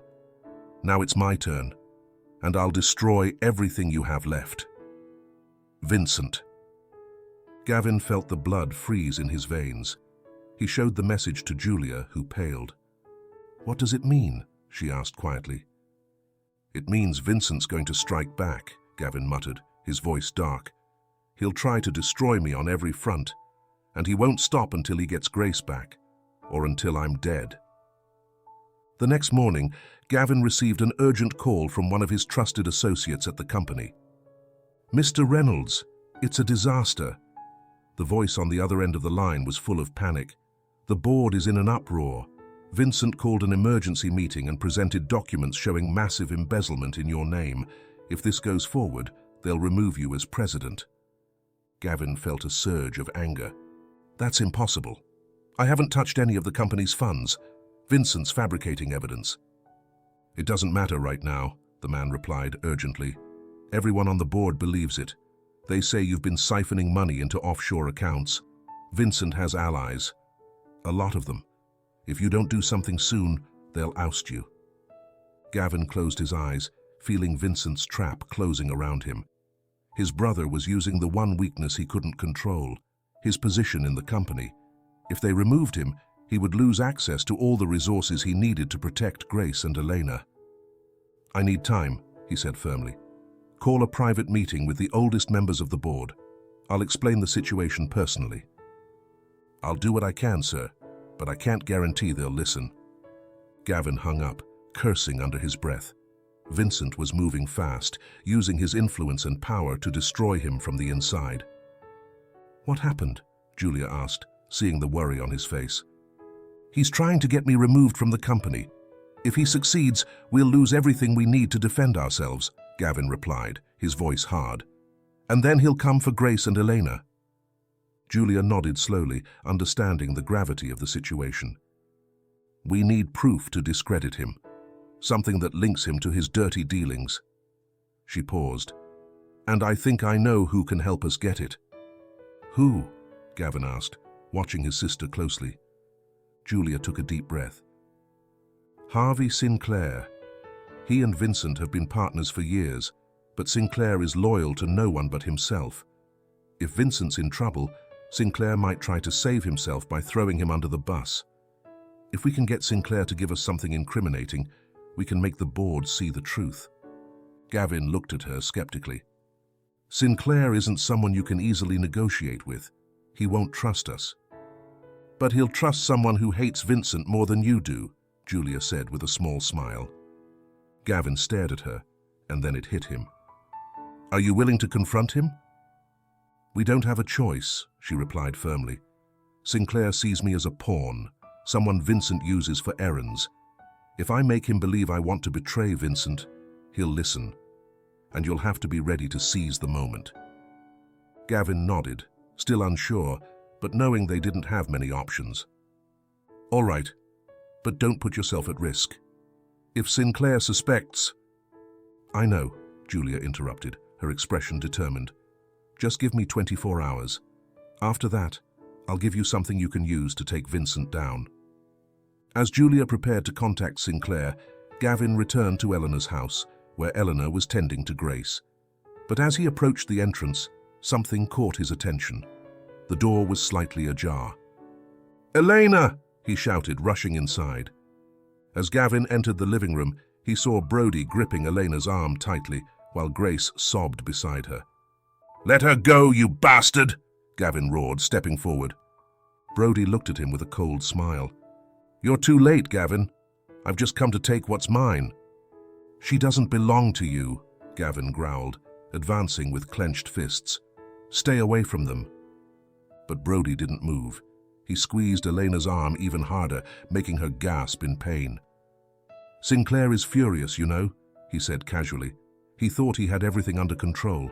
But now Vincent has decided you're more of a problem than an asset." His eyes flicked to Grace with a calculating expression. "And the girl is the only leverage you have left.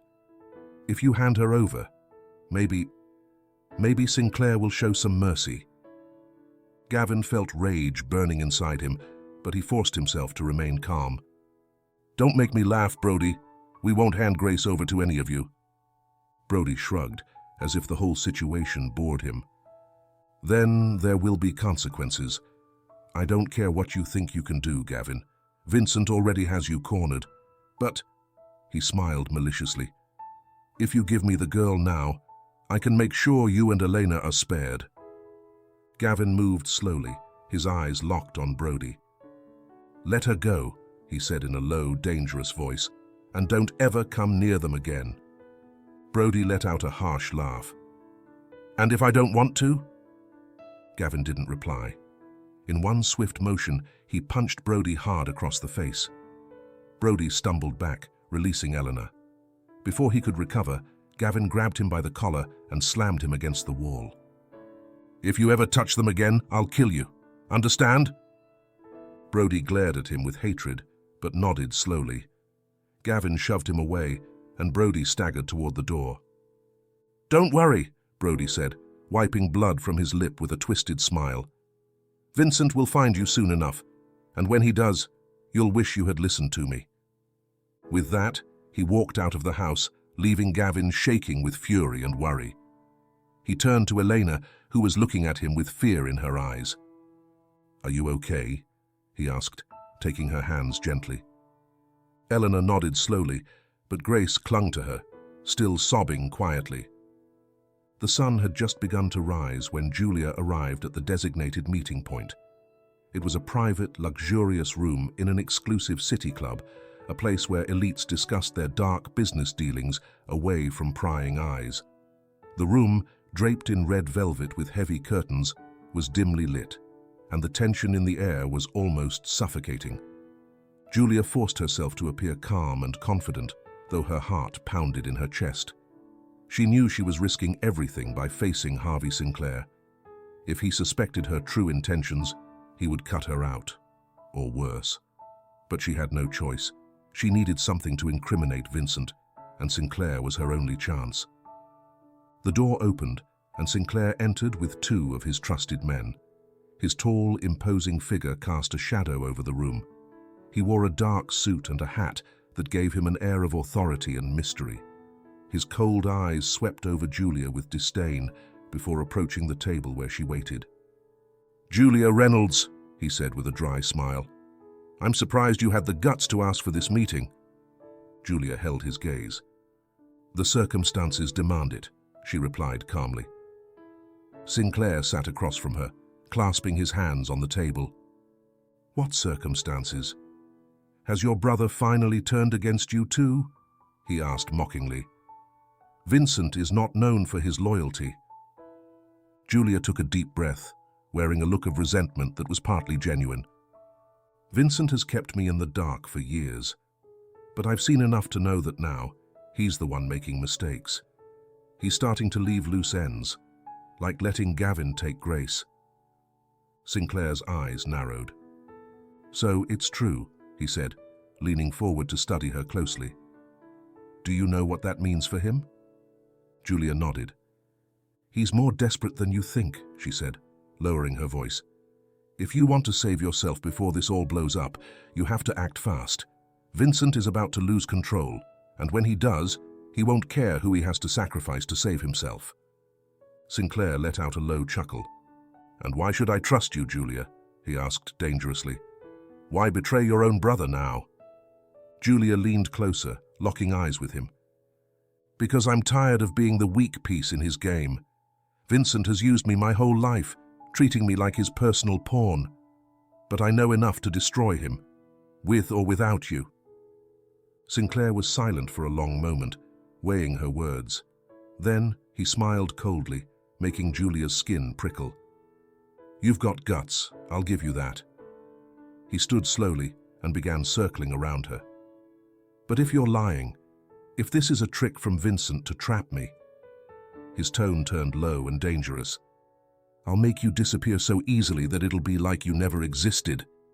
Julia gritted her teeth and held her ground. "I'm not lying. I'll tell you everything I know about Vincent's moves. But in return, I want evidence. Proof of his crimes, his dealings with traffickers, and his role in Grace's kidnapping. With that, we'll bring him down, and you can take his share of the business." Sinclair eyed her thoughtfully, his dark eyes calculating every word. "You've got nerve, Julia. That's rare in your family." Finally, he nodded. "Very well. I'll give you a chance. But it'll be on my terms." He pulled a small USB drive from his pocket and placed it on the table. "This contains some of the transactions Vincent tried to hide from me. It's only a fraction, but enough for Gavin to hold against him." He smiled wickedly. "But don't get it twisted. This isn't a gift. When the time comes, I expect you to warn me before Vincent falls. If you do that, I'll make sure both of you walk away from this alive." Julia took the USB with trembling hands, though she kept her expression neutral. "I will." Sinclair leaned in close, his voice a dangerous whisper. "Don't disappoint me, Julia. I'm not as forgiving as Vincent." Julia left the club with the device securely tucked in her bag. When she arrived at Eleanor's house, she found Gavin waiting in the living room, looking tense. Eleanor and Grace were upstairs, resting after the chaotic night. "Did you get it?" Gavin asked in a low voice as soon as she walked in. Julia nodded and handed him the USB. "This has some of the transactions Vincent tried to hide from Sinclair. If we use it right, we can ruin his reputation with the board."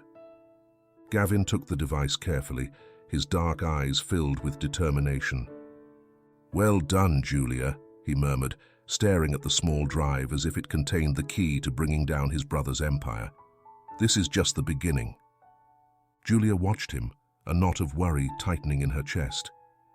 "Gavin, Sinclair won't sit idly by when this blows up. He's on our side for now, but only because it benefits him. If he finds out we plan to take down Vincent without his consent, he'll turn on us." Gavin gritted his teeth but nodded slowly. "I know. But first, we need to make Vincent fall. Then we'll deal with Sinclair." Julia sighed, nodding reluctantly. "Just promise me you won't do anything reckless. Vincent is waiting for you. He thinks you'll try to attack his reputation publicly, but he doesn't know you have this." She pointed at the USB. "We need to be smart." Gavin looked into her eyes. "I won't fail this time, Julia. I can't afford to." The next day, Gavin called for a meeting with the key members of the Reynolds Corporation board. He knew he was walking into hostile territory, but he had no choice. If he didn't present solid evidence of Vincent's crimes, his brother would win. The conference room was packed when Gavin walked in. Vincent was already there, seated at the head of the table with an arrogant smile. The other board members exchanged nervous glances at Gavin's entrance, well aware that the tension between the brothers was about to hit a breaking point. "Gavin, dear brother," Vincent said with a polite yet venomous smile, "what brings you here today? Are you here to confess your financial missteps?" Gavin looked at him coldly. "I'm not here to confess anything, Vincent. I'm here to show the board the truth about your actions." A murmur spread through the room, but Vincent's expression remained calm. "What are you talking about?" Gavin pulled out the USB and plugged it into the conference room computer. A series of documents flashed across the screen, records of illegal transfers, contracts with coded names, and offshore accounts linked to Vincent and Sinclair. "This is just a sample of the transactions you've been conducting in secret," Gavin said, his voice strong and clear. "You've been siphoning company funds for years, using it as a front for your dirty dealings." Vincent's expression shifted slightly, but he maintained his composure. "This is a farce. There's no proof I'm behind those accounts." Gavin smiled coldly. "But there is, Vincent. All these documents bear your signature, and if the board isn't convinced by this, we have something else." He looked up at the board members, his eyes shining with determination. "Vincent didn't just steal from the company, he also kidnapped my daughter. For years he kept her hidden, away from her family, to manipulate and control me, and I have proof of that too." The board members exchanged shocked and worried glances. Vincent stood up from his chair, fury etched on his face. "This is absurd," he shouted. "I won't let you destroy my reputation with your lies." But Gavin didn't back down. "The truth is coming out, Vincent, and when it does, there will be nowhere for you to run." Vincent glared at him with pure hatred. "This isn't over, Gavin. You haven't won." But Gavin smiled. "No, brother, but you have lost." With those words, the war between the Reynolds brothers took a turn neither had anticipated. Chaos erupted in the boardroom after Gavin's accusations. The directors exchanged uneasy glances, whispering among themselves, each weighing the implications of the evidence displayed on the screen. Vincent, his face flushed with anger, rose from his seat with abrupt movements. "This is a sham," he roared, slamming his fist on the table.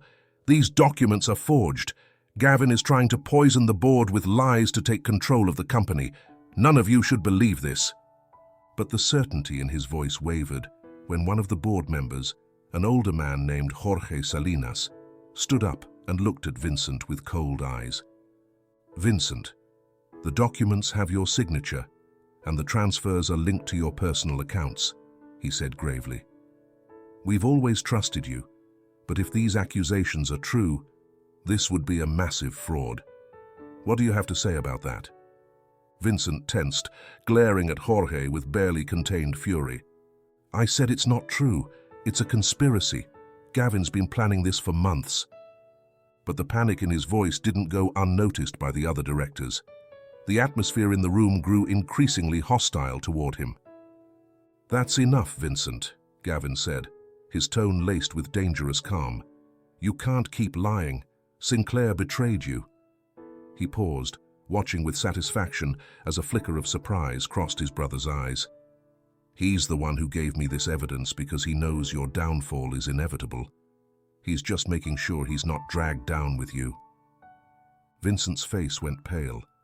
For years he had controlled the company and his family with an iron fist, manipulating everyone to dance to his tune. But now he felt the ground crumbling beneath his feet. He turned to the others, desperate to regain control. "Listen to me," he said, raising his voice. "Gavin is lying. He has no real evidence. It's all a setup." Gavin leaned in closer, his eyes burning with determination. "It's not about what I say anymore, Vincent. It's about what the numbers say, the documents, and soon the testimonies of your accomplices. Sinclair is willing to talk. The police already have a copy of these files, and if you don't cooperate, the truth will come out." The murmur in the room grew louder. Vincent looked around, his eyes scanning the faces of the board members he had once considered his allies. But now they all looked at him with doubt and suspicion. "Vincent Reynolds," Jorge Salinas said finally, his voice solemn, "I move that you be temporarily suspended as CEO of Reynolds Corporation until this matter is fully investigated." The silence that followed was deafening. Vincent stared at him with a mix of disbelief and rage. "Suspended? You can't do that. I'm the head of this company." "Not anymore," Salinas replied, folding his arms. "If these allegations are true, your leadership is over." Vincent felt as though the ground had been ripped out from under him. He looked at Gavin, who watched him with cold satisfaction. "I won't let you take this from me," he whispered, his dark eyes filled with hate. Gavin leaned in closer, his voice a whisper that only his brother could hear. "You took everything from me, Vincent. Now it's my turn." After the meeting, Vincent stormed out of the building like a hurricane, shoving aside anyone in his path. The building, which had once been his fortress, now felt like a trap. Employees' eyes followed him with curious and nervous glances, and each step he took seemed to echo like a hammering in his head. When he finally reached his car, Vincent jumped in and slammed on the gas. He couldn't stay in the city, not while the police were combing through every corner of his life, and Sinclair was betraying him. Gavin had played his hand, and now his entire empire was crumbling. But he wouldn't go down so easily. As he sped toward the outskirts of the city, his phone rang. He glanced at the screen and saw Brody's name. Cursing under his breath, he answered the call. "What the hell happened, Brody?" he growled, his voice filled with barely contained rage. "Gavin is about to ruin me." "I know, but we still have one card left," Brody replied urgently. "The girl. If we get Grace, Gavin will lose everything. He can't destroy you and protect them both at the same time." Vincent took a deep breath, gripping the steering wheel until his knuckles turned white. Grace. His niece was his last hope. If he could get her back, he could blackmail Gavin into stopping. And if not, then... "Tell me where they are," he ordered, his tone icy. "They're hiding at an old woman's house, Eleanor. But there's security. You'll need more men." Vincent smiled coldly. "Don't worry about that. I already have a plan." That same night, the silence of Eleanor's house was shattered by the sound of an approaching engine. Gavin, who had been going over the documents with Julia in the living room, looked up, frowning. Something was wrong. "Julia, go check on Elena and Grace," he ordered quietly, his body tense. Julia nodded and hurried upstairs. Gavin stood and peered out the window. A group of men dressed in black were creeping toward the house, surrounding it. Gavin's heart raced. "They found us!" He rushed to the front door, locking it just as the first pounding knocks echoed through the house. Eleanor came down the stairs, clutching Grace, who was holding onto her with wide, terrified eyes. "What's happening?" Elena asked, her voice trembling. "Vincent is here," Gavin muttered, his mind racing. "We can't stay. We need to leave, now." but the men had already started breaking through the doors and windows. Gavin grabbed Grace in his arms and turned to Julia. "Take them out the back. I'll hold them off as long as I can." Elena looked at him in horror. "You can't face them alone." Gavin met her gaze, his eyes filled with urgency and love. "I'll find you later, I promise. Now go, Elena. Take her." Julia grabbed Elena's arm and dragged her toward the kitchen, where a small door led to the backyard. They moved quickly, trying to stay silent. Gavin stayed behind in the living room, gripping a heavy iron rod he had ripped from the fireplace. The first of the intruders burst into the house, and Gavin charged at them with a roar of fury. "Get out of my house!" He struck one of the men, knocking him down. But the others quickly surrounded him. Gavin fought with everything he had, his only goal to buy time for Elena and Grace to escape. The men were strong and well-trained, but Gavin's determination and anger caught them off guard. "Kill him!" one of the attackers shouted. But Gavin didn't give up. He fought until he felt his strength faltering, until a blow to the back of his head sent him to the ground, dazed. As he collapsed, one thought filled his mind. "I hope they're safe. I hope they get away." The men closed in, but before they could finish him off, the sound of police sirens echoed in the distance. The attackers cursed and backed away. One of them glanced toward the back door, spotting the trail of Elena and Grace escaping into the woods. "Hurry, go after them." Gavin, his vision blurry, saw the men running out. He tried to stand, but his body wouldn't respond. Pain enveloped him, but a faint smile crossed his face. "Hold on, Elena," he murmured before losing consciousness.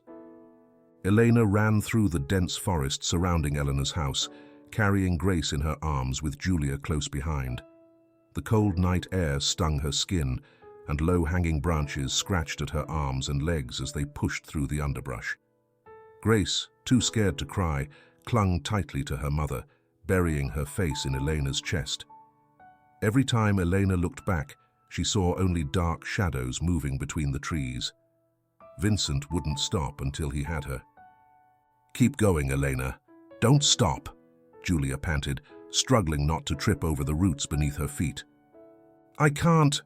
Elena stumbled, exhaustion taking over. Her legs were about to give out under the weight of her daughter and the overwhelming fear. "I don't know if I can." "You have to!" Julia shouted, her voice tinged with desperation. "For Grace!"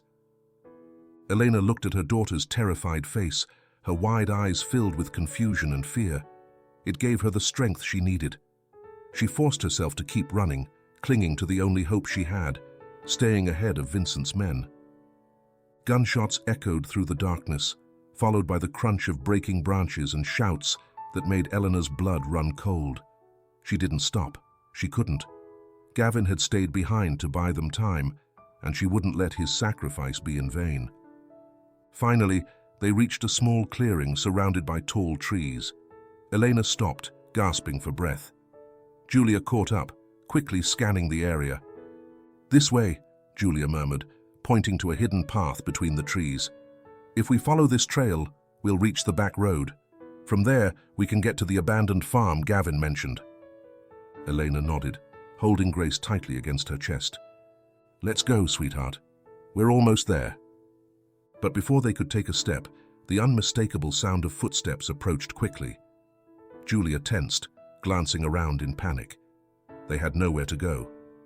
"Stay here," Julia suddenly whispered, pushing Elena behind a fallen, moss-covered tree trunk. "Hide behind this and don't make a sound." "What are you going to do?" Elena asked, her heart pounding in her chest. "I'm going to distract them," Julia replied firmly, pulling a small knife from her jacket. "If they follow me, you'll have a chance to escape." Elena shook her head, panic washing over her. "No, I can't leave you." "There's no time to argue," Julia snapped, her eyes full of determination. "Save Grace, get to the farm, and stay hidden until it's safe." Tears filled Elena's eyes. She didn't want to lose Julia too, but she knew there was no other choice. She nodded slowly, the pain clear on her face. "Take care of yourself, please. she whispered. Julia gave her a small smile. We'll see each other soon. Then she turned and ran in the opposite direction, making noise on purpose to draw the men toward her. Elena crouched behind the fallen trunk, holding Grace close to her chest.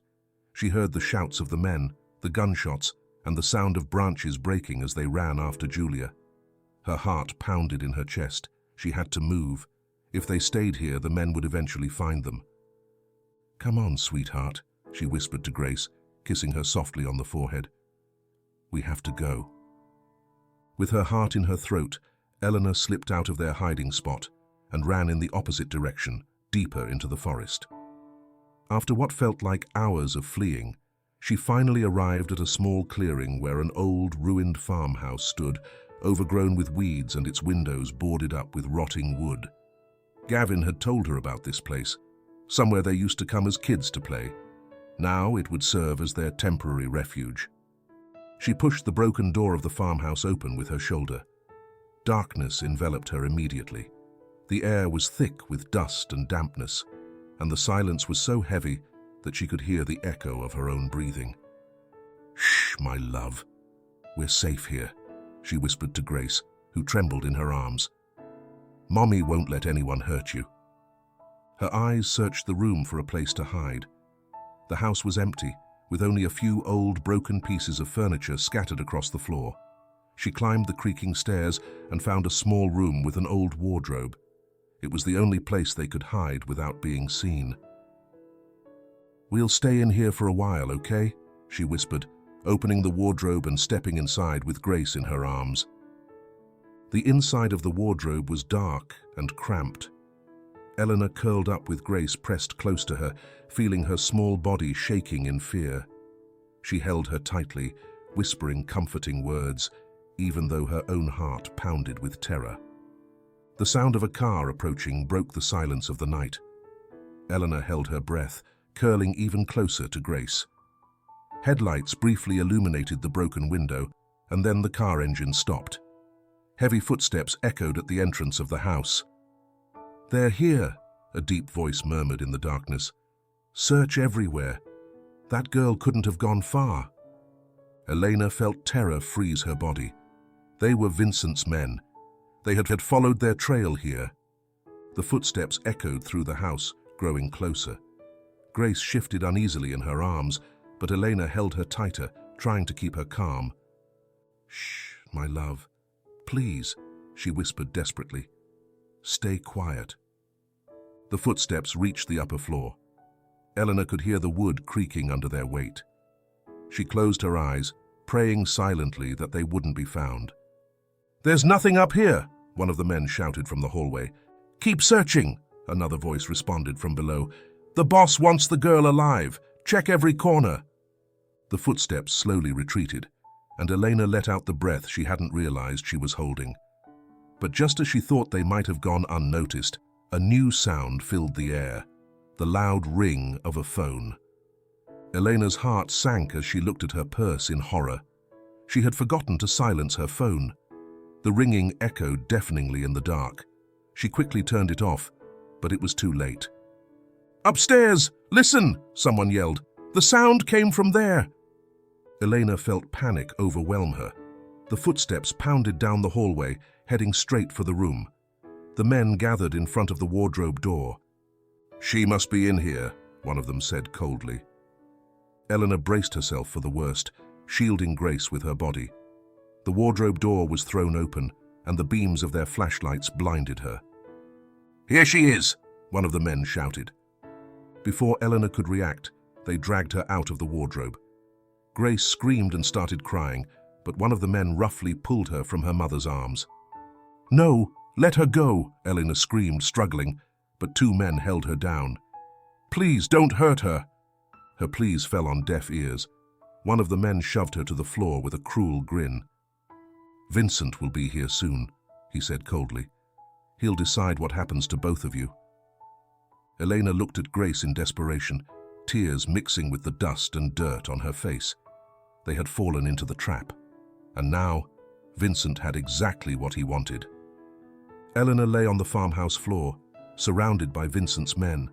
Her hands were tightly bound behind her back, and every time she moved, the sharp pain of the ropes digging into her wrists shot through her. In front of her, Grace was silently sobbing, held by one of Vincent's henchmen. The little girl squirmed, trying to break free to run to her mother, but the man held her firmly, his face expressionless. "Don't worry, little one," he muttered mockingly. "Nothing will happen to you, as long as your mommy does what she's told." Eleanor felt helplessness and terror consume her. She had done everything she could to keep her daughter safe, and yet the nightmare was only beginning. As she tried to steady herself, a car came to a screeching halt outside the farmhouse. Vincent stepped out of the vehicle, walking toward them with slow, deliberate steps. He wore an immaculate dark suit, and his face was lit with an expression of triumph and contempt. Elena felt a mix of rage and fear boil inside her as she saw him. Vincent stopped in front of Grace, observing her for a moment, before turning his gaze to Elena. "Madeline," he murmured, his cold smile widening. "How touching to see mother and daughter reunited after so long. Too bad the circumstances aren't the best. Wouldn't you agree?"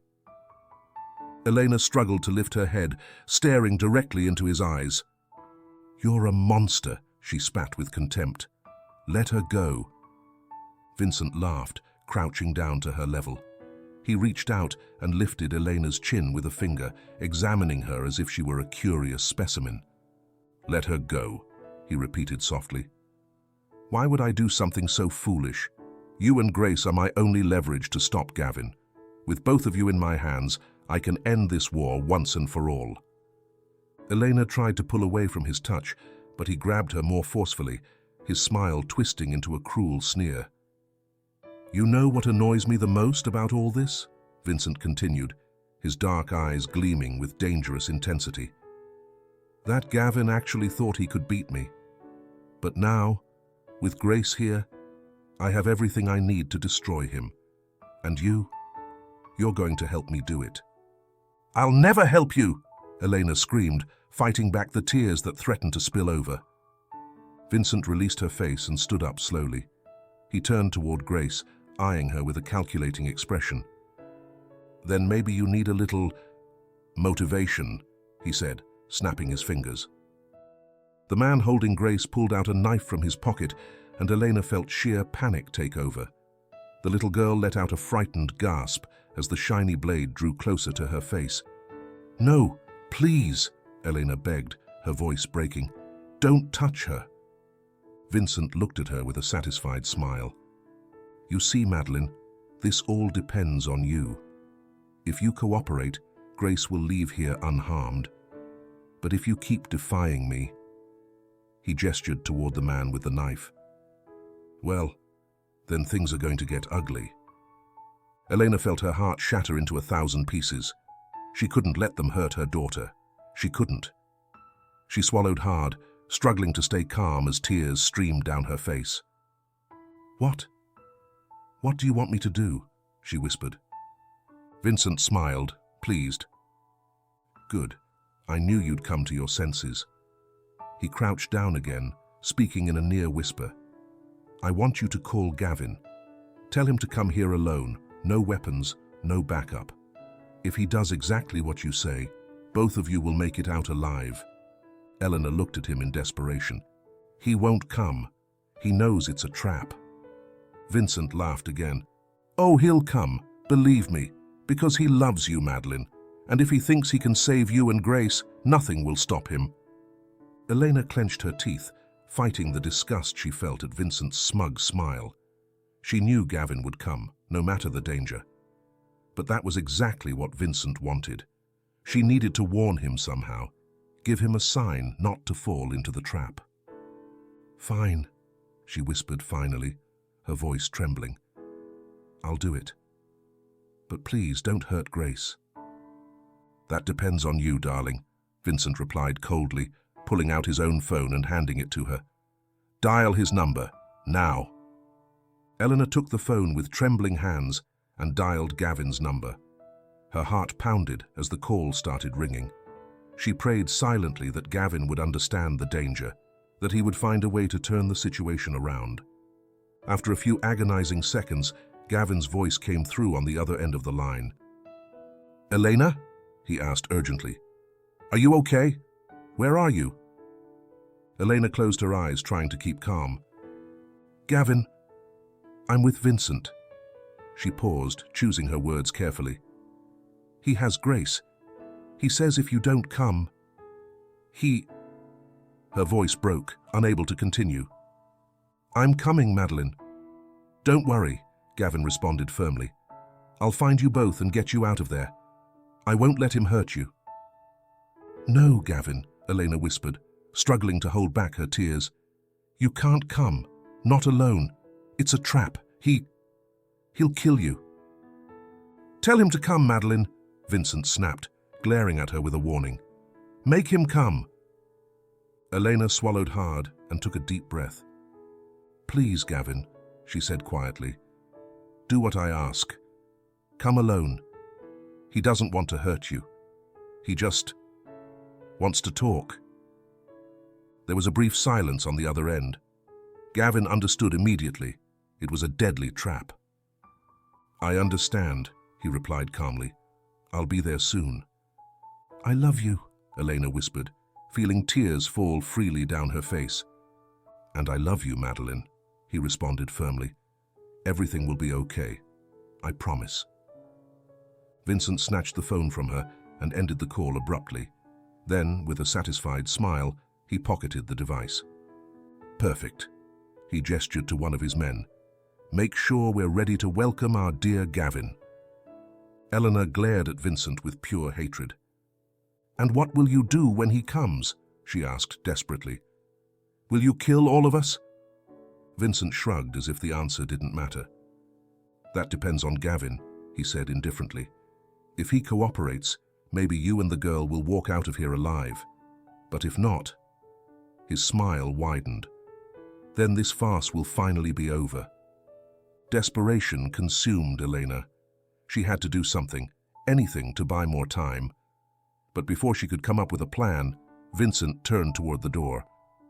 "Take them to the car. I want them there when Gavin arrives," he ordered, and his men yanked her to her feet, dragging Grace away as she struggled. Elena fought to break free, but it was no use. They shoved her roughly into the car, and she watched helplessly as Grace, with tears streaming down her cheeks, curled up in a corner, trembling in fear. "Everything will be okay, my love," Elena whispered, trying to calm her daughter, even as her own voice shook. "Mommy's here." But deep inside, Elena knew the real danger was just beginning. As the car came to a sudden stop, Elena was pulled from her thoughts. She looked out the window and saw a large, abandoned warehouse, overgrown with weeds and its walls crumbling. It was the perfect setting for a confrontation that could end in tragedy. Vincent had chosen the location carefully for his final showdown with Gavin. Elena clutched Grace tightly to her chest, ignoring the rope still cutting into her wrists. Grace continued to tremble, her wide eyes filled with fear, silent tears streaming down her face. Elena whispered soothing words, trying to offer her a sense of security, even though her own heart was filled with dread. "Everything will be fine, sweetheart," she murmured, stroking her hair. "I won't let anyone hurt you." "Get them out," Vincent ordered coldly from the front seat. The men opened the back doors and roughly dragged Elena out. Grace screamed when they tried to pull her away from her mother, but Elena fought with all her strength to stay close to her daughter. "Don't touch her," she shouted, rage consuming her. Vincent stepped out of the car calmly, watching the scene with a mocking smile. "Come on, Madeline, don't make a scene. Everything depends on how Gavin reacts." Eleanor glared at him, but remained silent as the men led them inside the warehouse.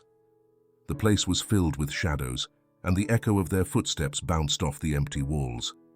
Vincent stopped in the center of the vast, vacant space and turned to her. "I want you both right here when Gavin arrives," he said, pointing to a corner of the warehouse. "And of course, don't move." The men shoved Elena and Grace against the wall, tying them to an old, rusty pipe. Grace cried, clinging to her mother, and Elena did the only thing she could. She held her tightly, trying to shield her from whatever might happen. Vincent checked his watch and then glanced toward the entrance of the warehouse. "He shouldn't be much longer," he said quietly, a satisfied smile on his face. The crunch of gravel under Gavin's car echoed through the darkness. He was alone, just as Elena had pleaded. He stepped out of the car slowly, his eyes scanning the exterior of the warehouse with caution. He could feel the tension in the air, the danger pressing in on him. But there was no turning back. Elena and Grace were inside, and he would do whatever it took to save them. He walked into the warehouse with his hands raised, showing he was unarmed. Vincent stood waiting in the center, wearing an expression of superiority and triumph. His men, armed and tense, surrounded Gavin. He could feel their eyes on him as he advanced, but he focused only on his goal. Eleanor and Grace, huddled against the wall. "Gavin, dear brother," Vincent said mockingly. "So nice to see you again." Gavin ignored him, stepping closer to Elena and Grace. His eyes were filled with worry and desperation. "Are you okay?" he asked, his voice rough, his gaze locked on Elena's face. Elena nodded, her eyes shining with both relief and fear. "We're fine," she murmured, but her voice shook. "But please, you need to leave. It's a trap." "I know," Gavin replied softly, his eyes never leaving them. "But I'm not leaving without you." "No more sentimentality," Vincent interrupted impatiently, raising his voice. "Gavin, don't you see this is all pointless? You've lost. The company, your family, everything. It's over." "It's not over until you pay for what you've done," Gavin said harshly, turning toward Vincent. Vincent studied him with a calculating smile. "Still so stubborn." He pulled a gun from his jacket and aimed it directly at Gavin. "But I'm tired of this game. I'll give you one last chance." He gestured toward Eleanor and Grace. "If you want them to live, sign over all your properties and shares, give everything to the board, and disappear from this city for good. Vanish." Gavin stared at him without blinking. "And if I don't?" Vincent shrugged indifferently. "Then you die here. And as for them, well, let's just say Grace might meet a tragic end. Or maybe I'll make her disappear again. How long do you think she'll survive without you?" Gavin felt a surge of fury and desperation rise inside him. He clenched his fists, fighting the urge to attack Vincent. He couldn't afford to do anything rash, not with Elena and Grace so close. "Fine," he said finally, his voice low. "I'll do what you say." Eleanor gasped. "No, Gavin, you can't," she cried, struggling against the ropes binding her. "He'll kill you anyway." Gavin gave her a look filled with sadness and love. "I know," he whispered, "but I can't let him hurt you." "How touching," Vincent said with a venomous smile. "But I don't care about your promises. I want to see your signature right here, right now." He pulled a document from his jacket and tossed it on the ground in front of Gavin, along with a pen. Gavin knelt slowly, picking up the pen with trembling hands. "Don't do this," Elena whispered, tears filling her eyes. "Don't let him win." "I've already won, dear," Vincent interjected, his eyes gleaming with satisfaction. But just as Gavin lowered the pen to sign, the sharp sound of a gunshot echoed through the air. Everything happened in a split second. Gavin rolled to the side, and Vincent's men shouted, scrambling toward the shadows. Elena watched with her heart in her throat as a group of armed officers stormed into the warehouse. "Police! Everyone on the ground!" Chaos erupted instantly. Gavin jumped to his feet, shoving Vincent hard and disarming him. Elena watched in disbelief as the police surrounded Vincent's men, taking them down one by one. Vincent staggered backward, his face twisted in fury. "No!" he shouted, trying to run toward the exit, but Gavin blocked his path. "This ends now, Vincent," Gavin said coldly. Vincent pulled out a knife, lunging at him with a cry of rage. Gavin dodged, grabbing his arm and twisting it until the blade clattered to the ground. With a swift motion, Gavin brought him down, pinning him to the floor. "Let me go," Vincent roared, struggling desperately. "You can't do this to me." "I can, and I will," Gavin replied, looking at him with a mixture of sadness and resolve. "You've destroyed everything I loved. Now, you'll pay for it." The officers descended upon Vincent, handcuffing him. Elena let out a sob of relief as she watched them take him away. Gavin rushed over to her, his hands trembling as he untied her bindings. "You're safe now," he whispered, his voice breaking. "Both of you are safe." Elena threw herself into his arms, sobbing in relief. Gavin held them both tightly, feeling the weight of the past few years finally begin to lift. They had survived, and they had done it together. Weeks later, the news of Vincent Reynolds' downfall spread across every media outlet. The evidence Gavin had provided, along with the documents Julia had obtained from Sinclair, were enough to bring him down. Vincent was facing charges for fraud, kidnapping, and embezzlement, and the empire he once ruled was crumbling. Elena, Grace, and Gavin moved to a small house on the outskirts of the city.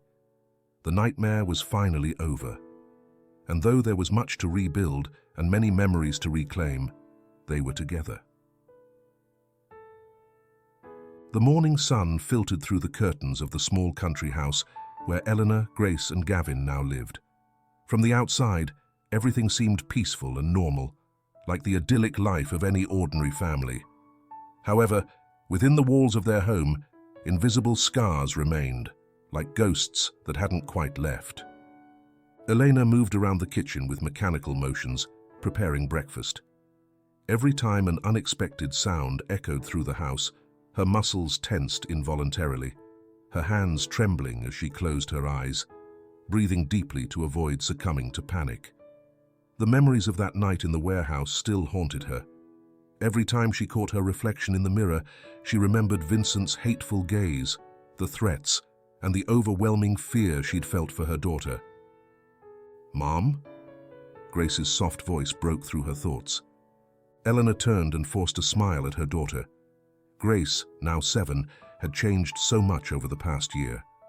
On the surface, she was a happy, carefree child, but at night, her silent screams and tears revealed a more painful truth.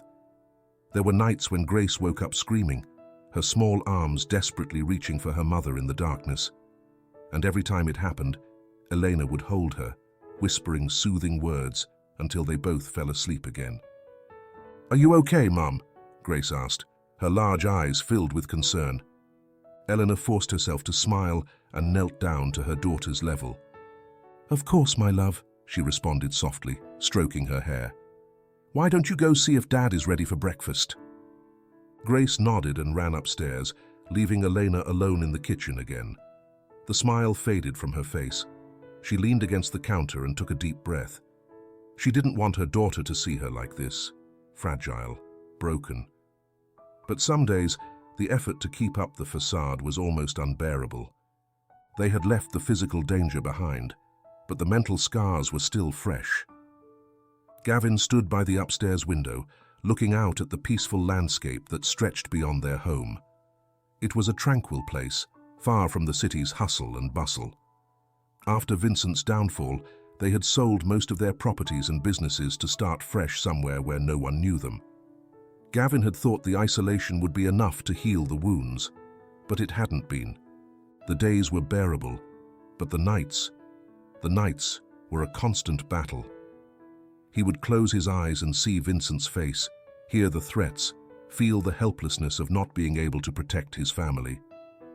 There were nights when he woke up drenched in sweat, his heart pounding, his mind filled with memories he couldn't erase. But he never spoke of it to Eleanor. She already had enough of her own demons to fight. Grace burst into the room, her small figure lighting up the shadowed space Gavin had retreated into. "Dad! Breakfast is ready," she said cheerfully, jumping onto the bed. Gavin smiled, a flicker of warmth in the darkness that surrounded him. Grace was his anchor, the reason he kept moving forward. He knelt down and lifted her into his arms, spinning her around the room as she giggled. "I'm coming, young lady," he responded with a smile that barely reached his eyes. "Let's see what Mama's made for us." The aroma of coffee and toast filled the air as they descended the stairs together. Elena was already seated at the table, trying to appear relaxed. Gavin gave her a look of understanding. They both knew what the other was going through, but they rarely spoke of it. "You look beautiful today," he said softly as he sat down beside her. Elena looked up, surprised, and smiled. "Thank you," she murmured. "You look good too." They ate in silence, interrupted only by Grace's laughter and her stories about school. It was as if the three of them were performing a carefully rehearsed act, a choreography of smiles and words to hide the pain. But still, there was a certain peace in the routine. That night, after putting Grace to bed, Gavin stepped out onto the small front porch of the house. The moon shone brightly in the sky, and the cool night air helped clear his mind. Minutes later, he felt Elena's presence beside him. "You can't sleep again, can you?" she asked gently. Gavin shook his head, his gaze lost on the horizon. "No. Every time I close my eyes, I see his face." Elena shivered. She understood exactly what he meant. "Sometimes I wonder if we'll ever be able to forget all of this," she whispered. "If we'll ever be normal." Gavin looked at her, his eyes filled with shared pain. "I don't think we'll forget, Madeline. But maybe that's okay." He took her hand and held it tightly. "It's not about forgetting. It's about learning to live with it. What happened to us, what Vincent did, it won't go away. But it doesn't define who we are now." Elena's eyes filled with tears as she looked at him. "But I'm so scared. Scared that one day Grace won't be able to get through it. Scared that I won't." Gavin pulled her into his arms, holding her close. "We'll get through it together," he murmured, resting his chin on her head. "Grace has us, and we have each other. The fear won't go away, but we can't let it control us." Elena clung to him, feeling for the first time in a long while that his words might be true. The fear, the sadness, the memories, they would always be there. But they weren't alone. They had Grace, and they had each other. "Promise me we'll always be together," she whispered, her voice breaking. Gavin looked at her tenderly, stroking her hair. "I promise. No matter what, I won't let the past destroy us." Months later, the nightmares continued, but they were less intense. The emotional scars remained, but they no longer bled. Grace started sleeping through the night without waking up in terror, and each day, her laughter filled the house a little more. Elena enrolled in art therapy classes, using painting as a way to express all she held inside. Gavin, on the other hand, began working in the community, helping others rebuild their lives. Both knew that the scars would never fully disappear, but they were learning to carry them together. One afternoon, as the sun set over the fields surrounding their home, Elena watched Gavin and Grace playing in the garden. Her daughter was running and laughing, and Gavin chased after her, pretending to be a giant monster she had to defeat. Elena smiled softly, feeling a peace she thought she would never find again. The scars were still there, but so was love, and as long as they continued fighting together, they would learn to live, not without pain, but in spite of it. They had found their way to heal, and that, Eleanor thought as she watched her family, was the real victory. And so ends this intense story of betrayal, love, and redemption. If you enjoyed it, don't forget to subscribe, leave a like, and comment on what impacted you the most. See you in the next video with more stories that will touch your heart. Until next time.